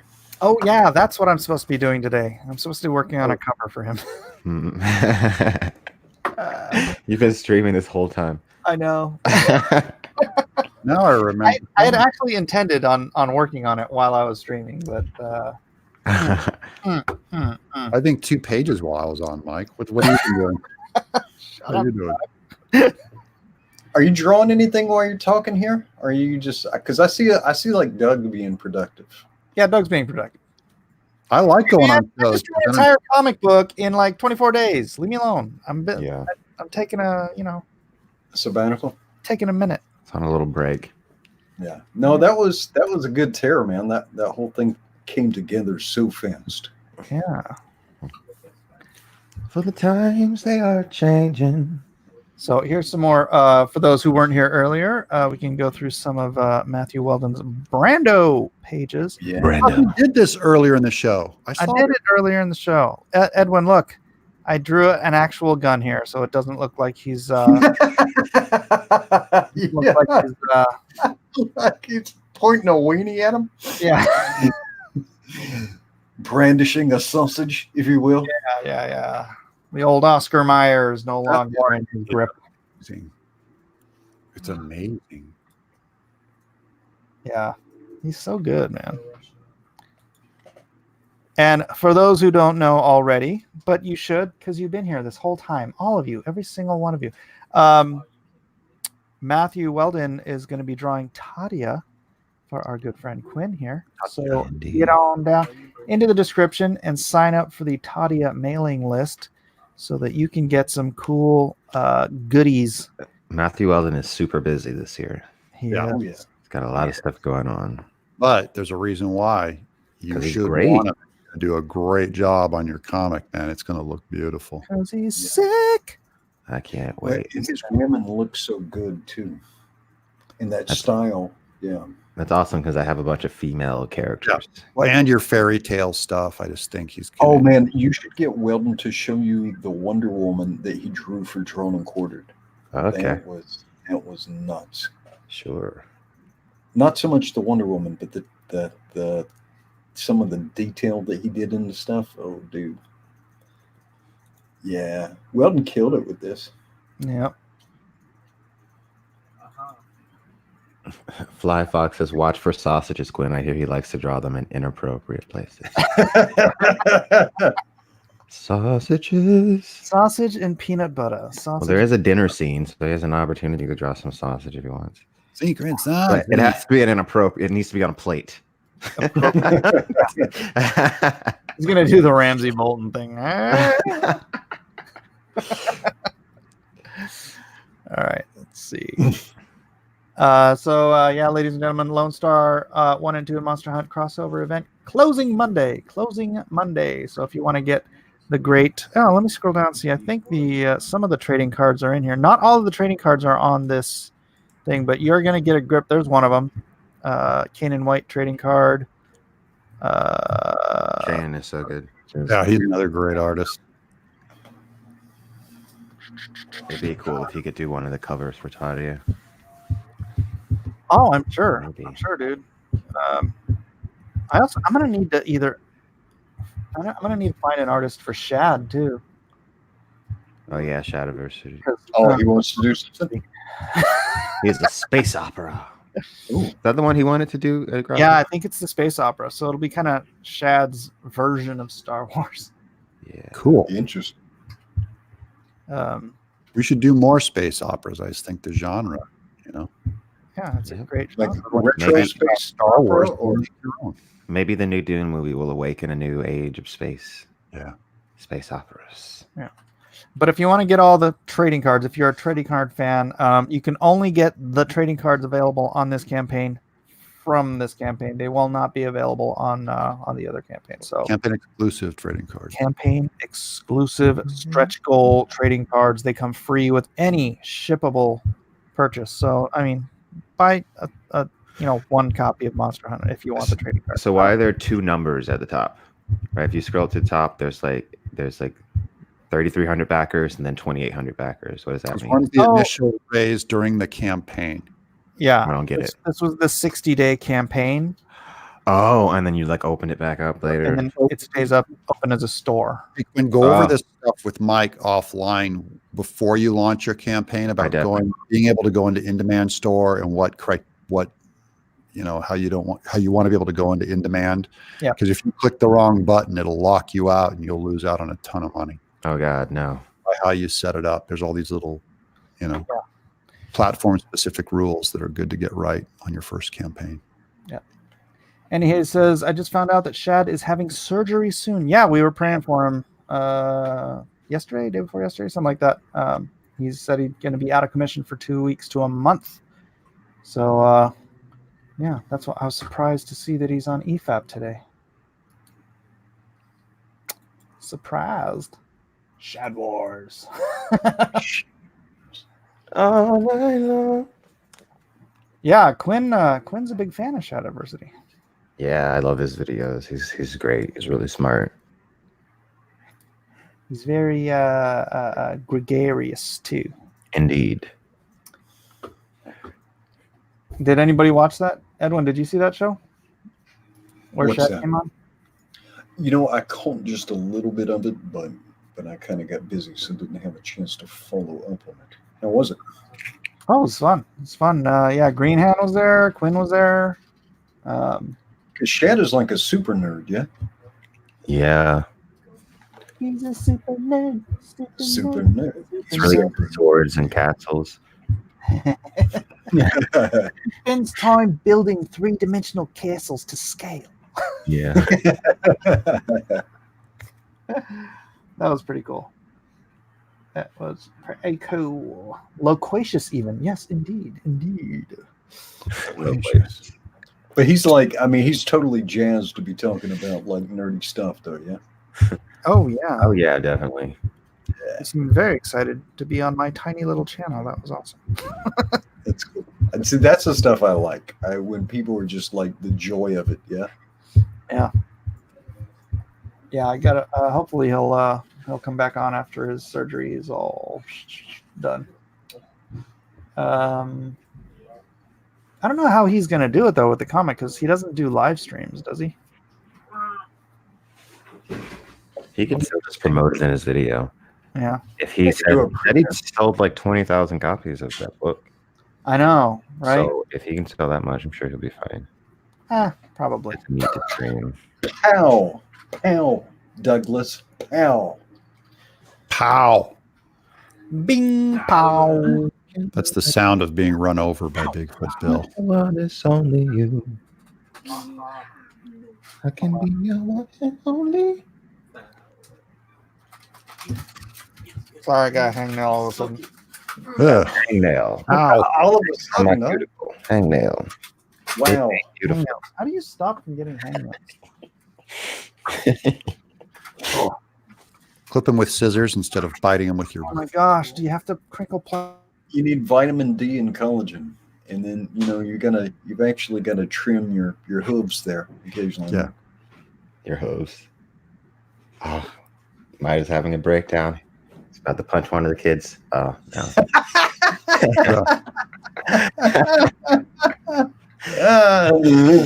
His mouth just open in this giant scream. What did you say?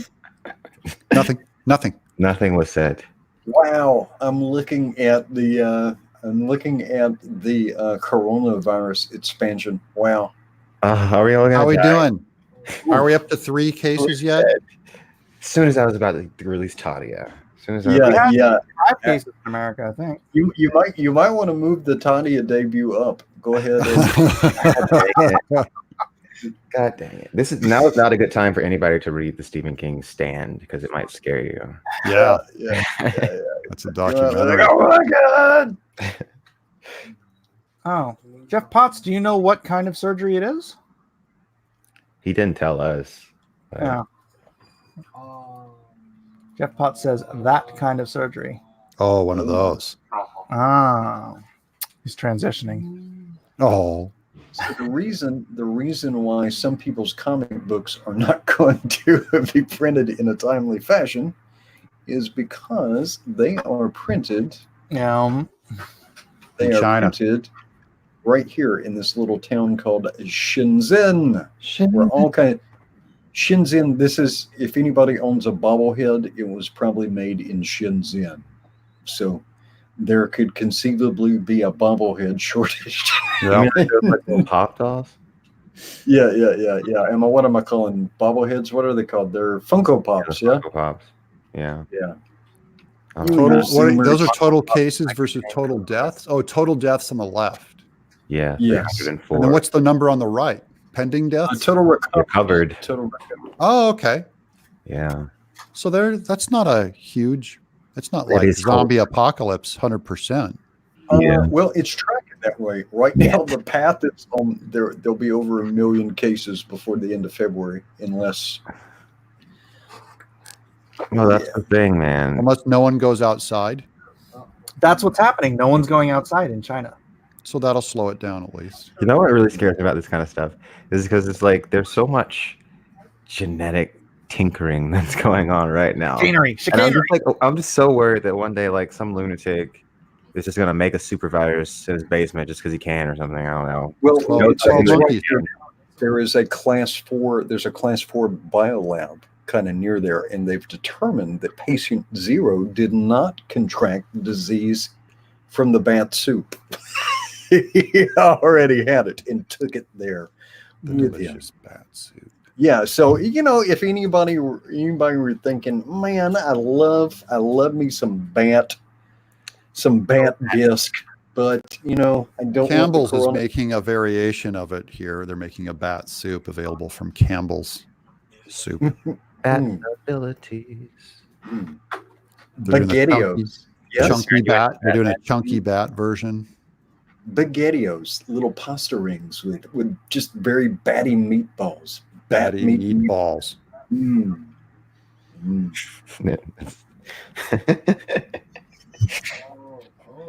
Coronavirus was created by the Illuminati. I agree. Confirmed. I agree. Man, those guys are busy. Those Illuminatis, they're doing so many conspiracies. They I know. take down 9/11. They're making all Infiltrated these, the rap industry. yeah, they've done everything. They're everywhere. Done everything. No, I know who did it. This guy. That's all right. George Soros.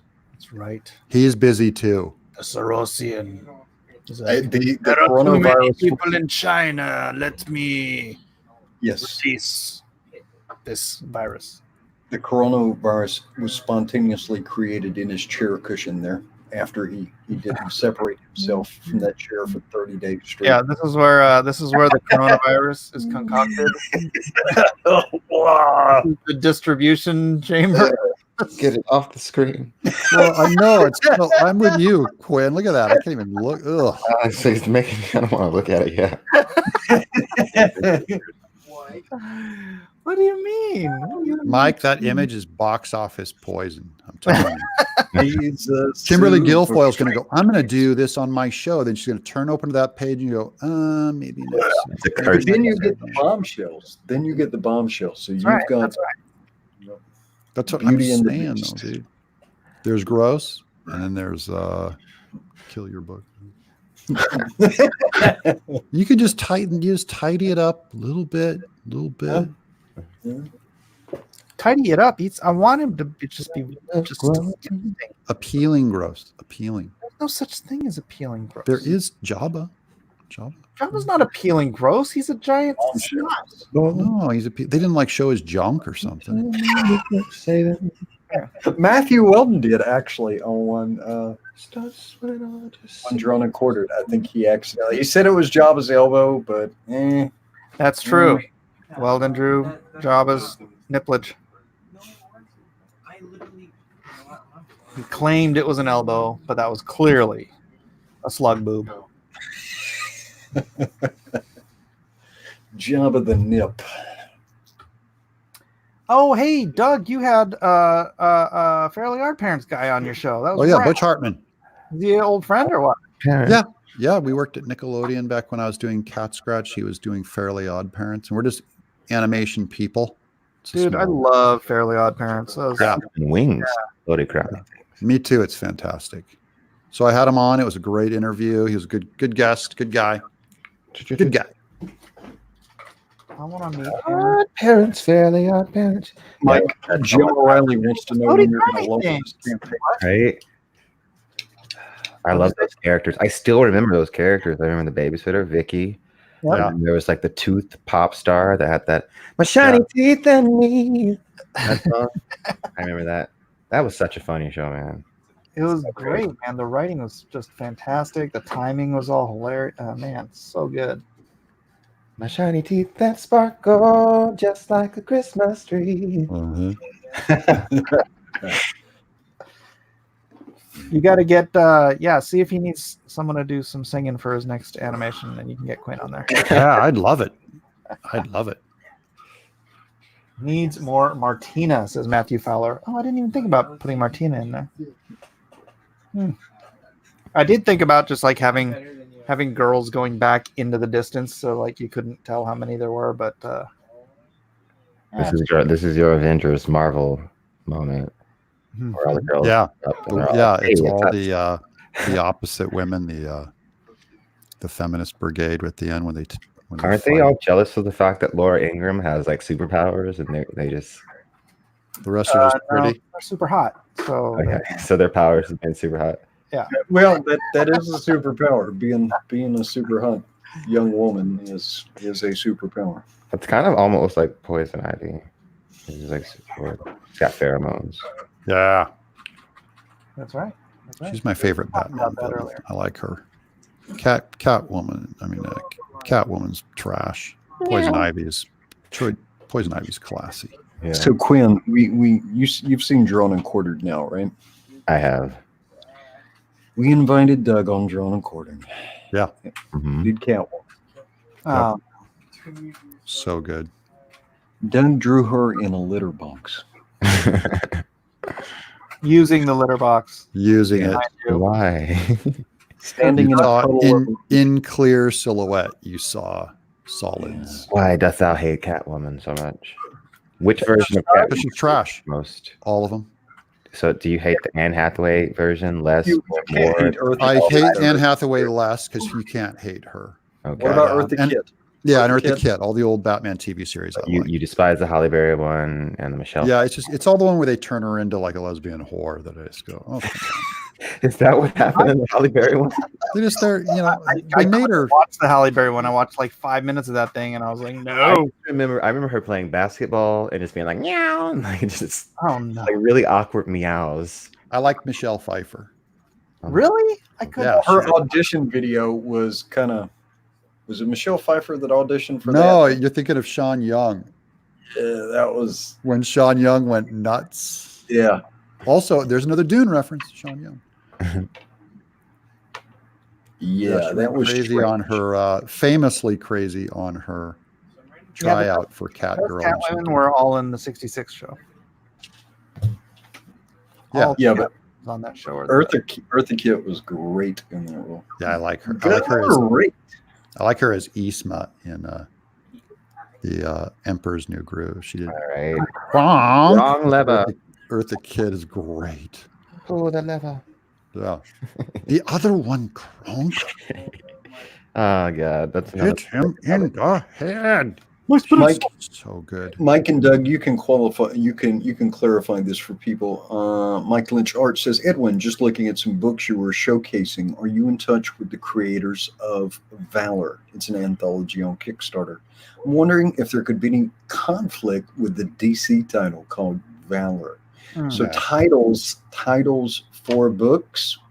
What does survey say? No. Mm-hmm. Usually not. If it's a public name, it's very hard to own the name Valor. It's like owning the name Hero. Right. Even if you combined two words, it'd be easier if you did like Super Valor. It's why they tend to do ownable names. Hard to own Spider, hard to own Man, easy to own Spider-Man. Easier, I should say. So just the word Valor, probably not. Valor. That's just one word. Yeah. You can't just... Even the word Marvel is very hard. How about Val-or? Yeah, Val-or. That's how you own it. Right. Val-or. That's why people started spelling things like, kids, and they put Z on the end, kids, bop, or kids, whatever. It's like, that's how you own a word, is you do your own identifiable version of it. All right. Like women with a Y. Women, yes, right. You got to respect the women, though. No, that's Gotta man respect with an H. I respect their ability You got to cook me or find me. Oh, you got to respect and you got to protect. I respect and protect. Jeff Potts says, or Rhaegar says, I was going to put SE Cup until we reminded Mike that she had Trump derangement syndrome. Yeah, and she's an atheist. When did SE Cup get Trump derangement? Didn't she used to do the thing with Glenn Beck? I don't know. I just remember her from Red Eye. I just like that her name was C Cup, but she was clearly a B Cup. I thought that was kind of false advertising. Ooh, yes. True. Mike, I think we dodged Jim O'Reilly's question. He wanted to know when you were gonna launch him a launch. When, Mike? When? Oh, when is the launch? I don't know. I just got the first color page in. If you guys want to see that again, I could go back to the Sorosian.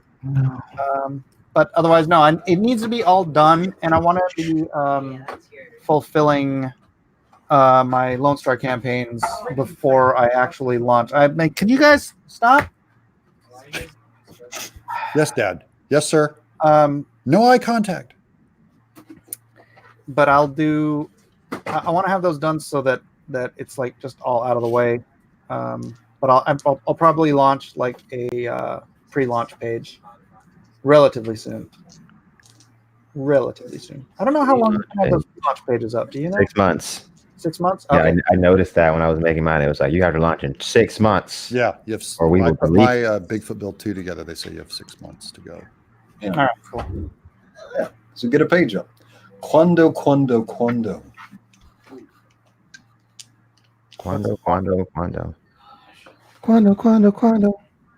What's that mean? When? So, Mike, on the lead up to my campaign, is there any benefit to doing in my case, a pre-campaign like Quinn's done for Bigfoot Build 2? Like, should I have the page available to early people if they're going to come in and get the book no matter what, the super fans? Yeah, I don't know for you because so much of your guys are already in your mailing list. Yeah. Right. If you want to do a separate mailing list or a tagged, do you use MailChimp? Yes. Okay, so you can tag when you import a thing. It'll overwrite. Would just stop. It'll overwrite, but you can tag them as you overwrite them. Yeah. And then if you want to offer them anything particular, like I was saying, if you give them some sort of a goodie that they can't get unless they're on the emailing list, then it will at least, it may get people to sign up for the email list. And then I have to match the email list with my Indiegogo backer list to see who gave what. Is that how it works? If you sign up for Doug's mailing list, he will include a live earthworm in. Yeah. I'll dig one up for you. At least it'll be live when he packages it. Yes. Yeah. It'll be illegal to mail to most parts of the country because it will come with coronavirus. Did anybody ever make an earthworm Jim gummy worm? No. Oh my gosh. That's money in the bank. They're leaving money on the table, buddy. Dude, get the license for that. We'll do an Indiegogo. I saw a failed campaign for Jim's Earthworm Dirt. Jim Earthworm Dirt. He was selling dirt, earthworm castings as fertilizer, and the guy's name was Jim. So it said Jim's Earthworm Dirt. It was a failed campaign, and I was thinking of going, hey, we should slap the Jim license on this. Really cool. I wonder what it would cost to get like a mold made to make a gummy worm, earthworm Jim gummy worm. Yeah. Like you can one. Eat them. Just one. You can do has Psychro on the package of him eating a worm. And then just make sure it's made from pig rendering, and you could put it right on the bag. None of that vegan gummy crap. Yeah. This is like real beef tallow used. Imported from China. Would go nuts. Right. Imported from China during the new year. Yeah. So in chat, press 1 or don't press 1. Type in EWJ if you'd be happy to slurp down an earthworm Jim. If you'd eat a gummy. Not if it has coronavirus. Not if it has the corona worm. No, these would be certified to be coronavirus. I'd name them Corona Worm Jim. It would make the Google ranking go way up for the product. I'm just saying. I'm a genius. I'm a genius of marketing. Yeah. You gotta have the gun too. Little gunny gums. Gummy guns. Yeah. Earthworm. I wonder if the snack food licensing. Who holds the snack food license for Earthworm Jim? That's Interplay. So I don't have the rights. So I have to go back and get that contract going. Yeah, I could just be like, hey guys, just one more thing. Seems like it'd be better if I just got the T-shirt rights. Might be more important. And the gummy, the candy and snack food license, really? That's true. They go well. It's just hard, Hey, I gotta. You know how many pages I have to draw a year? I'm like, I would love to expand and do. I have no oxygen left, man. Tesseract says, can Earthworm Jim shoot his blaster at mega-sized versions of the coronavirus? Hero of 2020. There you go. Topical. Yeah, you can do a topical book. Your next one could be Earthworm Jim versus the coronavirus. Yeah. It would be trending. Now, it may or may not be true. It may or may not be true, but the coronavirus could have actually been formed when someone tried to cybernetically enhance a frog, and so that was when the coronavirus. Oh, I knew it. I knew it. How could you? I'm going to deny that it was made from frog sushi because that just seems that seems unlikely. So Go right into the back of the head with a knife. Emojis there up in the chat. Look at that! Look at that bad boy! That thing is just dripping, and is just dripping with corona. Look at it. Well, you actually, when you're eating frog sushi, you actually dip it in coronavirus sushi. Dude, I saw a guy in China. They were eating live mice. I said, no, that was a baby rats, dude. Oh, that was so gross. He's dipping it in the sauce. It's still alive, and he just slurps it up. I'm like, oh, man. And then he shows it. He opens his mouth, and he's like, look. Yeah. I'm trying not to be a racist, but those people are disgusting. All right. My people are disgusting. Your people. Who is the guy who figured out the sauce that is appropriate to pair with live baby rats? Well, it's a cheese sauce. Cheese sauce. Whoa. Yeah, I wonder if they'd have dipped Rats it like in cheese. if they'd have dipped it in queso, right? Yeah. That Mice might like cheese. Rats like cheese. Of course. Yeah. Quinn, what do you dip your baby rat fetuses in? Yeah. What's your favorite dipping sauce for baby Time for rats? Quinn to weigh in. I do not partake. What? What a prude. Come on, you're from the South. Have you ever seen a chitlin? Have you ever seen a chitlin in your life? What do you have against my culture, Quinn? Yeah. Yeah. Get with appropriating Mike's culture. Just not into the rats. Don't like chitlins either. I don't like chitlins either. I don't like Racist. chitlins. No Chitlins are bat pig soup. intestines, if you don't know. Bat so soup. no Chitlins rats, are very popular, in black households in the South. Very popular. Well, like 30 My years whole family ago. loves Are they them. still popular? Nope. Still. Really? Yes. My whole family loves chitlins. I hate chitlins. I always have. But yeah, I remember one day one of my friends cooked them in the barracks. they You stink could so bad. smell the chitlins cooking all the way up and down the hallway, which is it is a smell. They stink. I hate it. That's why I live alone. I have to look. That's why I live alone. I had a roommate. He always cooked with curry, and the whole house would smell like curry for weeks. Well, curry doesn't smell like chitlins. That's true. Doesn't Chitlins have the smell rank like- death. Oh, if you want to smell something that just smells absolutely the worst but tastes great, daikon soup. Daikon is like this Asian radish. Yep. You smell it cooking, you'll want to hurl. It is the worst, but it's a great soup. Weird. Daikon roach killer. Decon. Sorry. No, daikon. It's delicious. I eat Good daikon thing. all the time. I believe it. Icon. You people will eat anything. It's a radish. Yeah, it's a radish. But it's a huge radish. It's not like one of those little pink ones. Yeah, it's like the size of your arm. Well, maybe Okay. maybe not your arm. Size of my arm. Oh. We've got a cockroach eating contest. Should I show that? Oh no. I'm already feeling queasy. Oh after no, my. You put it up on screen, and I'm leaving. He's out. Don't do it, bro. Cockroach Don't do eating. it. Don't do it. Okay, what I was trying to find is I remember when I was younger, I think it was on Johnny Carson. This lady was, maybe it was Letterman, but it was, they have the animal people that come on. Yeah. So they had a one with a Madagascar cockroach. It was, these things are like 4 or 5 Yeah, inches the hissing long, cockroach. right? Yeah. And it's like crawling up her arm and stuff. And the host, he's just like, oh, he's all grossed out by it. And he's like, yeah, these things are really high in protein. She picks it up and she bites its head off. What? And the host just like, whoa, and like they're like shut off the cameras like really quick.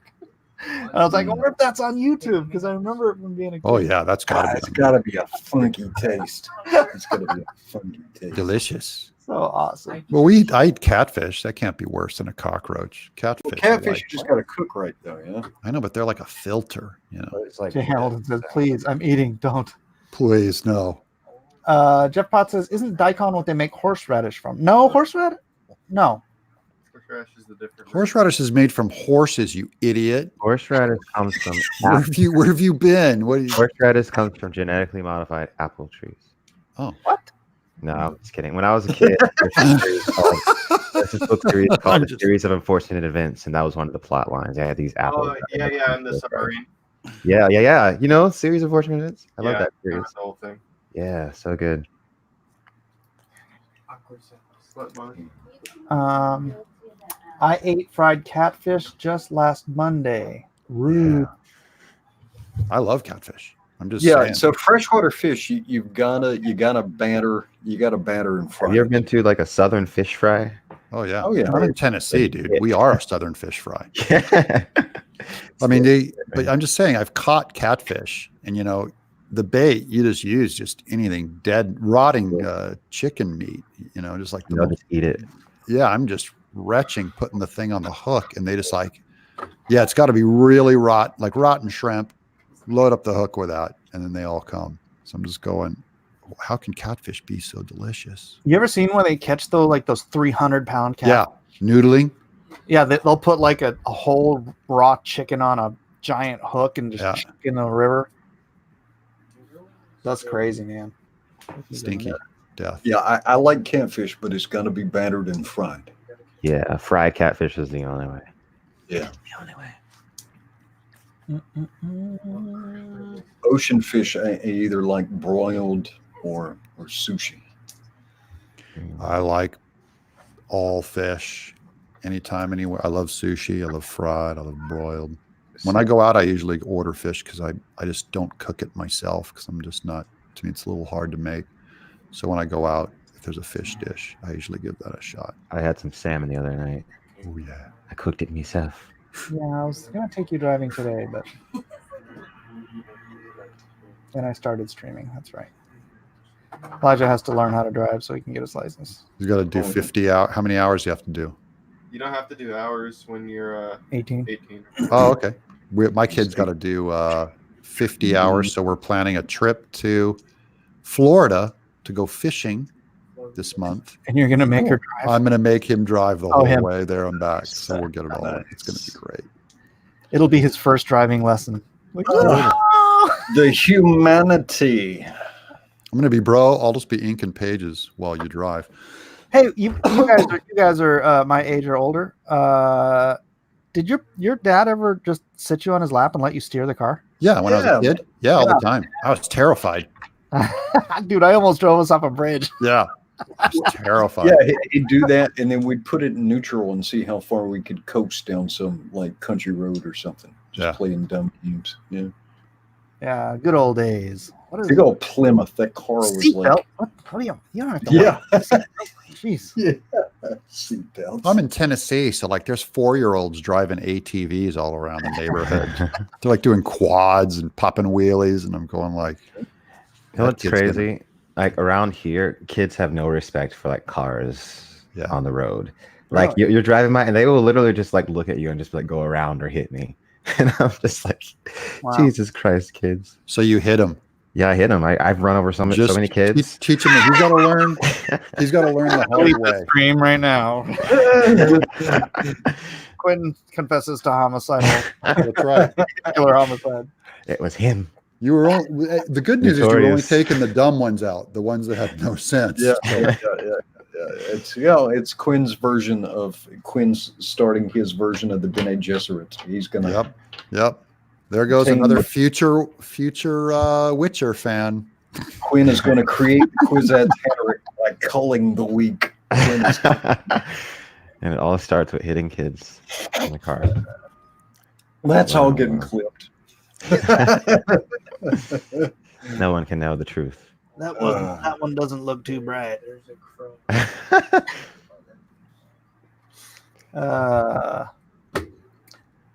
Dang it. Now I'm like looking at people eating weird things. I don't know. Dear. I gotta They see. have like those ones where there's the Asian women like eating some squirting sea sponge or something. Yeah, What? So sickening. yeah. Why is that a thing? It's I don't know. spiders and Dude, spiders are good. giant grubs. No, I know that people like to watch other people eat. People will do live streams eating and get like thousands of people watching them for some reason. But it has to be like a cute girl or something. Yeah. But I don't know. That's still weird. I'm just like, what? The amazing man find cooking for good. Oh, Asia's shocking live animal market. Extreme food tour. I'd watch someone eat a monkey. I hate monkeys. Mike, is there some scene in old Monkeys look way too much like people. I know they're horrifying. That's why They are. They look like they could take us over any day. I want to take them out. They're weird. They're like half human. Yeah, chimpanzees are super weird. I remember there was this documentary when I was younger. It was this chimp that they thought was like maybe like half human, but it wasn't. He was just like a weird chimp that stood up, and that chimp looked so scary. I was like, if I ever saw that thing in person, I would run. I would be afraid for my life. Rand Paul. No way. No. Oh, what is this? What is she eating? Deep fried frogs. Oh, ASMR deep fried frogs. I love frog. What kind of frogs are those? I love Those don't look appetizing. I've had frog before, and it doesn't look like that. Those frogs do not look tiny, teeny tiny deep fried frogs. Let's see. Actual full. Oh, here goes. Oh yeah. Oh, they're probably crunchy. Yeah, those are just like little frogs that you get out of a stream. Well, she's got a whole pile of them, doesn't she? Yeah. How did they get a frog that flat? It looks like they just flatten it out, squeeze out the guts. Maybe I don't know. Yeah, these frogs are all roadkill. My gosh. Right. Like little frog chips there. Just some, delicious. How many views does this have? Millions. Over 1 million, I bet. It might. How many views? Oh. A lot. I see. I can't see because this banner's here. Okay, 2 million. Oh, how many Right. views? Yeah, 2.297 million. Get some lipstick on and eat some frogs, man. I'm telling you, man. YouTube strike. I love it. Emphasizes no talking, just pure unadulterated frog eating. Crawfish. Everybody eats crawfish. Yeah, crawfish are good. You're probably pulling them out of the tank and eating them. Right? Hmm. I had a Hawaiian neighbor. He'd pull crabs just off the beach and just start chomping them. Yeah. Right? The Hawaiians that eat them right off the The beach. sweet crab. No, It's got to be the right type of crab, but Don't sweet click crab on it. Don't click on it. Yeah. Do it. Stop. Don't do it. See, this is weird. All this has like 12 million views, 4 million views, and it's Gummy it's people eating weird stuff. I don't. Gummy food versus real food challenge. What is somebody stupid challenge? worms and the other person is eating gummy worms? The stuff on YouTube is so dumb. People Yeah. get Million. so many views for this crap. You can't grow your channel because everyone's watching that stuff. Okay, Yeah, I it was do just- this right here. Best sushi platter. Heck yeah. Mindlessly watching, I'm all over that. and Mike is adding to it. Just like super into it. Ooh, an ostrich egg. That's a big old egg. I know, right? Look at the size of that thing. I'd eat an It is, ostrich. right? What the heck? Well, like that, I'd do that. I wonder how I it wonder if it's actually good, like, or if it does it taste like a tastes chicken egg? Yeah, Or well, like- different eggs taste like I don't like quail eggs. yeah. You know, I do on my sushi when they crack them on there. do you? Delicious. Oh, you mean you eat sea urchin? I don't do the uni. That's where they put the. I No, can't. they do it on a lot of other ones too. Oh, do they? Yeah, but I can't do that. Uni is the only sushi I can't do. I That know stuff. it's like somebody's freaking. It is really bitter. It's really bitter and I disgusting. don't even want it near my plate. It's just gross. Yeah. No, can't do it. Can't do the uni. A friend paid me $20 to eat a uni once. Dude, you It can't took eat me raw. 15 minutes, and I was gagging the whole time. I could barely get it down. It was Very Do you have fireflies in San Diego, Mike? Maybe you should make a No. video of you eating fireflies or lightning bugs. What do you call them where you live, Quinn? You call them Lightning fireflies? bugs. Yeah, I call them fireflies, but all the rednecks here call them lightning bugs. Yeah, they've been always lightning bugs here. When you were a kid, did you ever collect them in a jar? Yeah, yeah. I did it as an adult. I when I first saw them, because I'm from California, I'm like, what is this amazing thing? My little brother was like a firefly like murderer. He would like capture them. Yeah, you and crush like, them, look at the yeah, glow. you can like rub the lightning stuff on like stuff and like write stuff, and he'll be doing that, and it's just like, oh my god, monstrous. Is that a conch? What is that? It's a geoduck. Yeah. It's Mido guy, giant clam. Oh, Look at that. Oh, that's still, yeah. It's you know what? This is delicious. It's so huge. Can't be. Mido guy is like The texture. I'm just imagining the texture. obviously. Oh, that's so foul. That's disgusting. no, Mike. No. It's so good, dude. Oh gosh. If you've never, Oh, you guys say you like sushi. You go. look at all the junk coming out. They rarely have it, but it's called Mido guy. That's where coronavirus came from, right It's there. my, Exactly. Yeah. it's my favorite. It's my favorite freaking sushi, but Yeah. I can't eat it anymore because I'm allergic Look to at the shellfish. lips. They're covered in coronavirus right now. It's so good, dude.